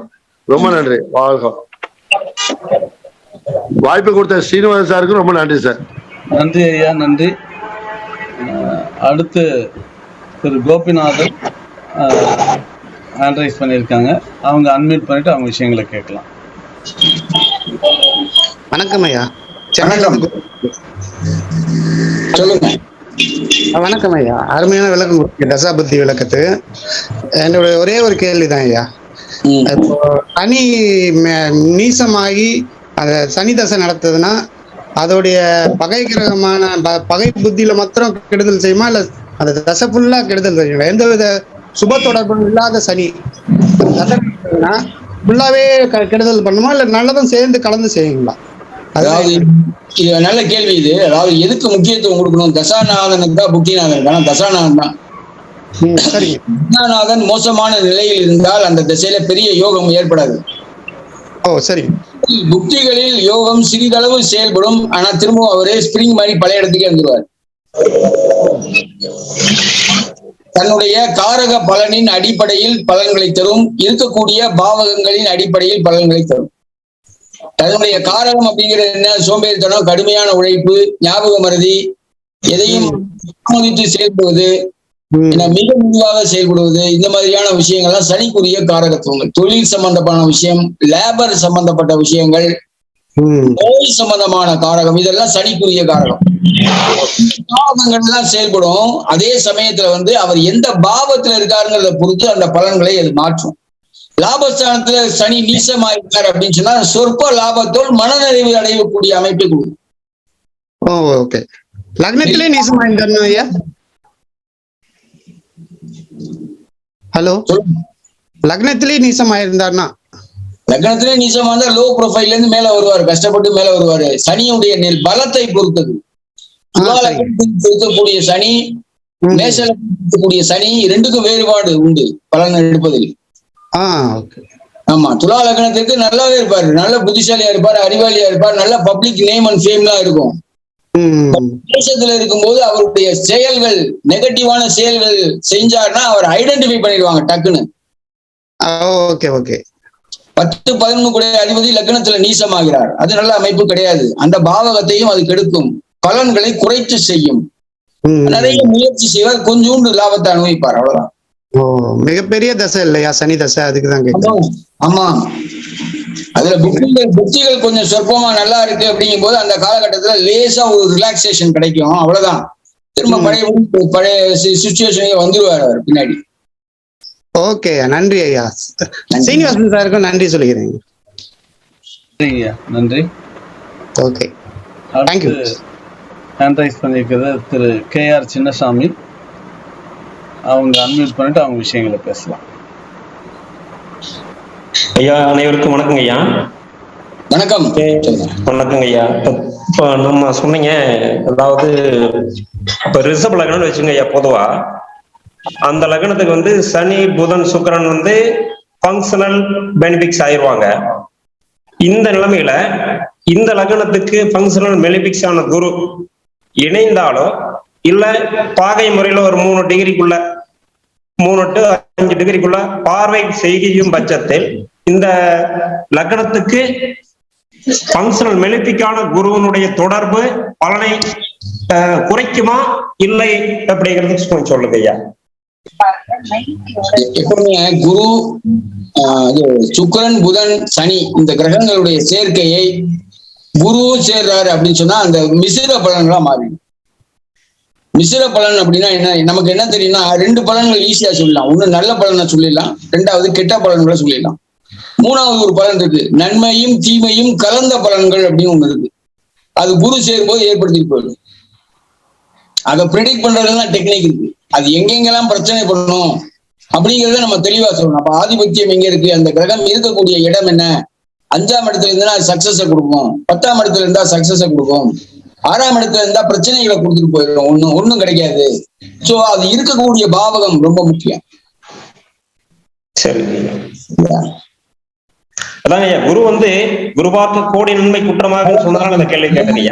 அதெல்லாம் சொல்லக்கூடாது, அதெல்லாம் எல்லா இடத்துலயும் சொல்லக்கூடாது. குரு பார்க்க கோடி புண்ணியம்லாம் கிடையாது. குரு பார்க்க ஜெயிலுக்கு போக வேண்டியதான். ஆமா, அதனால எல்லாம் அதாவது சார் ஜோதிடத்தை சொல்லக்கூடிய விஷயங்கள் எல்லாமே ஒரு பொதுவான விஷயத்துக்கு தான். ஏன் அந்த வார்த்தையை சொல்றாங்கன்னா குரு சுபகிரகம்ங்கிறதுனால அந்த வார்த்தையை சொல்றாங்க. பட் ஆதிபத்தியம் சுபகிரகமா குரு வரும்போது நல்லாவே செய்வார், வச்சு செய்வார், கொஞ்சம் கூட கருணையா இருக்காரு. சரியா? அப்படி நம்ம பேசக்கூடாது. அப்படி பேசியே பழகிட்டோம் நம்மலாம். அதனாலதான் அதை ஓவர் லுக் பண்ணி ப்ரெடிக்ஷன்ஸை மாற்ற முடியுமாங்கிறது தெரியாமலே போயிடுது. நன்றி சார். நன்றி நன்றி நன்றி.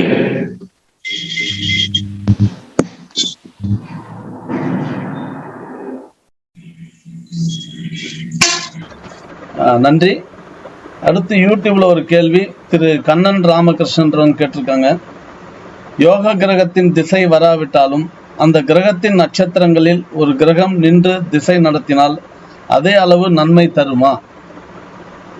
தரும் தரும். நல்ல கேள்வி. கண்ணன் ராமகிருஷ்ணன் நம்ம யூடியூப் நேயர், யூடியூப் சப்ஸ்கிரைபர். அவரு எனக்கு நல்லா தெரிஞ்ச மனிதர். கிரகங்கள் நட்சத்திரங்களில் நின்றால் கூட அந்த பாவத்தை ஆக்டிவேட் செய்யும் கண்டிப்பா.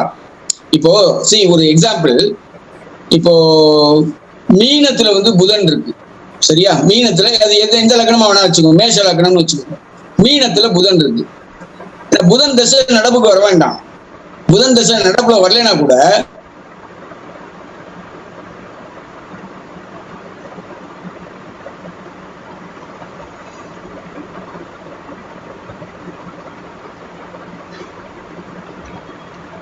கேக்குதா சார்? எனக்கு கேக்குது. சொல்லுங்க சொல்லுங்க. இல்ல நீங்க பேசுன கொஞ்சம் ரிப்பீட் பண்ணுங்க, ஹேங் ஆகி இருந்துச்சு. ஓகே ஓகே, திரும்ப சொல்றேன். இப்போ புதன் மீனத்துல இருக்காருன்னு வச்சுக்கோம், மேஷ லக்னம் அப்படின்னு எடுத்துக்குவோம். புதன் தசையே வரல அப்படின்னு எடுத்துக்குவோம். இப்ப அது நிற்கக்கூடிய நட்சத்திரத்தில் அதனுடைய நட்சத்திரம் அப்படின்னு பார்த்தா ஆயில்யம், கேட்டை, ரேவதி 3 நட்சத்திரம் இருக்கு. இந்த நட்சத்திரத்துல வேற ஏதாவது ஒரு கிரகம் இருந்தா இந்த புதன் ஆக்டிவேட் ஆகும். இது கொஞ்சம் கரெக்டா புரிஞ்சுக்கணும். நல்ல கேள்வி கேட்டிருக்காரு கண்ணன் ராமகிருஷ்ணன். புதன் தசையில வரணுங்கிற அவசியம் கிடையாது. புதனுடைய நட்சத்திரமான ஆயில்யம், கேட்டை, ரேவதியில் ஒரு கிரகம் இருந்து அது தசாபுக்திகள் நடத்துமானால் புதனையும் ஆக்டிவேட் பண்ணும். இப்ப புதனுடைய நட்சத்திரமான ஆயில்யத்துல இப்ப செவ்வாய் இருக்காரு அப்படின்னு வச்சுக்கோ, லக்னாதிபதி செவ்வாய் இருக்காருன்னு வச்சுக்கோம். அப்போ இவருக்கு செவ்வாய் திசை நடக்கும்போது ஆட்டோமேட்டிக்கா புதன் ஆக்டிவேட் ஆயிடுவார். அது எப்படி பலன்களை தரும்? லக்னாதிபதி செவ்வாய் 4ஆம் இடத்துல நீசமாகி 3, 6 கூடிய குருவோடு இருந்து 12ஆம் பாவத்தில் இருக்கார். அப்ப சொத்துக்களை விரயமாவதற்கான வாய்ப்பு இருக்கு. சொத்துக்கள் சம்பந்தமான லிட்டிகேஷன்ஸ், கோர்ட்டு கேஸ் வழக்குகள் இருக்கு. ஜாமீன் போட்டு பிரச்சனைகளை சிக்கிக்கக்கூடிய அமைப்பு இருக்கு. சோ இந்த மாதிரியான பாயிண்ட்ஸ் எல்லாம் இருக்கும். 4ஆம் பாவம் தான் சுகஸ்தானத்தை பாதிக்கும். மூவபிள் ப்ராப்பர்ட்டிஸ் உடைய பிரச்சனைகளை கொடுக்கும். சோ அந்த புதன் தசை தான் நடப்புக்கு வரணுங்கிற அவசியம் இல்லை. புதனுடைய நட்சத்திரத்தில் இருக்கக்கூடிய செவ்வாயினுடைய தசை நடந்தாலும் அந்த புதன் ஆக்டிவேட் ஆகும். அதான் நட்சத்திராதிபதியின் காலம் மற்ற கிரகங்கள் இருந்த திசை நடந்தாலும் அந்த கிரகம் ஆக்டிவேட் ஆகும் அப்படின்னு. அருமையான கேள்வி கேட்ட கண்ணன் ராமகிருஷ்ணன் அவர்களுக்கு நன்றி.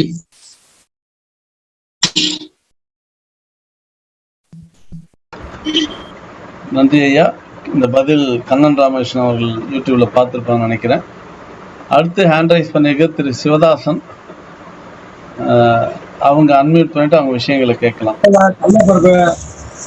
ஒரு நிமிஷம் வணக்கம். ஒரு நிமிஷம் இருங்க ஐயா, சிவதாசன் ஐயா ஒரு சார், குமார் சார் நீங்க பேசலாம். நான் பேசுறது ஐயா வாழ்க நலமுடன். வணக்கம். இருங்க ஐயா, சிவதாசன் ஐயா ஒரு நிமிஷம் இருங்க, அவங்களுக்கு ஐயாவுக்கு சிக்னல் சரியா கிடைக்கல. சரியா, சரி, வெயிட் பண்றேன்.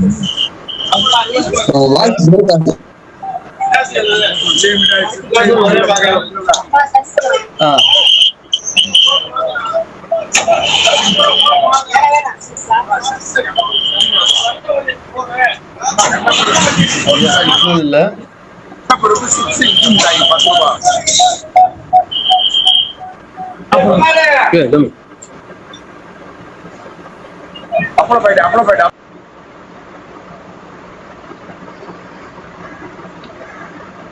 ஐயா இணைப்பு கட் ஆயிருச்சு.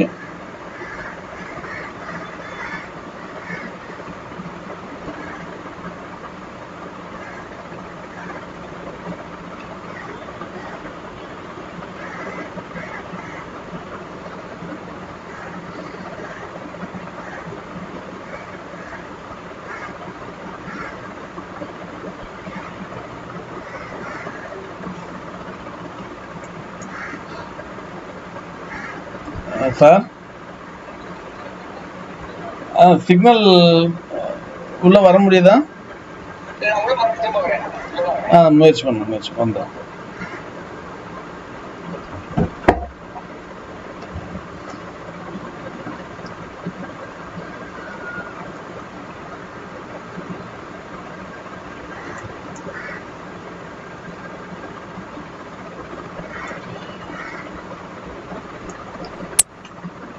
கேக்குதா? கேக்குதுங்க.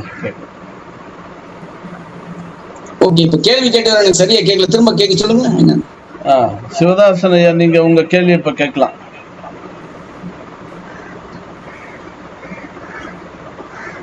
அன்மியூட் பண்ணிட்டு கேளுங்க. ஐயா வாழ்க நலமுடன். வணக்கம் ஐயா, கேக்குதா? கேட்கலாம், கேள்வி கேளுங்க. ஐயா இப்ப சிம்ம லக்னக்காரர்களுக்கு 6, 7க்கு அதிபதியாக இருக்கிற சனி 6ல இருந்தா கலத்திர ஸ்தானமான 7க்கு 12வது பாவகத்துல சனி இருக்குன்ற போது அப்ப திருமண வாழ்க்கை பாதிக்கும்ன்ற மாதிரி பலன் இருக்குமாயா? மறுபடியும் ஐயா டிஸ்கனெக்ட் அவருக்கு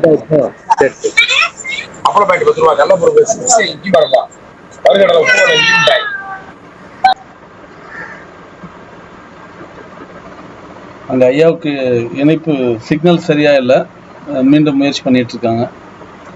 இதுக்கிடையில் ஸ்டார் அகாடமியில ஒரு அறிவிப்பு, ஷட்பலம் கணித்து பலன் கூறும் சூட்சுமம் அப்படிங்கிற தலைப்புல ஸ்டார் அகாடமியில ஒரு நாள் நேரடி வகுப்பு சென்னை டி நகரில் நடக்குது. ஏப்ரல் 24ஆம் தேதி, அடுத்த மாதம் 24ஆம் தேதி. எக்ஸாக்ட் ப்ரெடிக்ஷன்ஸ் அதனுடைய நிறுவனர் திரு குரு பாக்கியநாதன் அவர்கள் அந்த ஒரு நாள் வகுப்பை எடுக்கிறாங்க. பங்கெடுக்க வகுப்பில் கலந்து கொள்ள விரும்பக்கூடிய அன்பர்கள் ஸ்டார் அகாடமியை தொடர்பு கொள்ளலாம். ஓகே,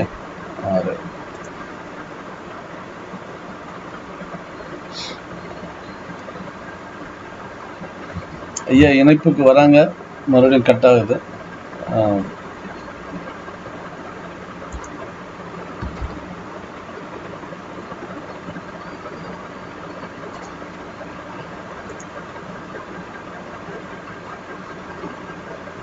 சார் உங்க ஆடியோ கனெக்ட் பண்ணுங்க சார்.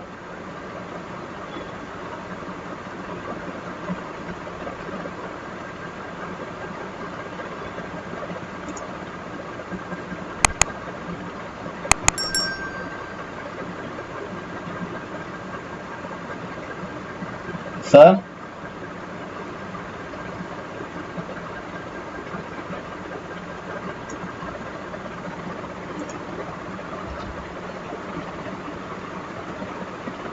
குமார் சார் உங்க ஆடியோ கனெக்ட் ஆகல.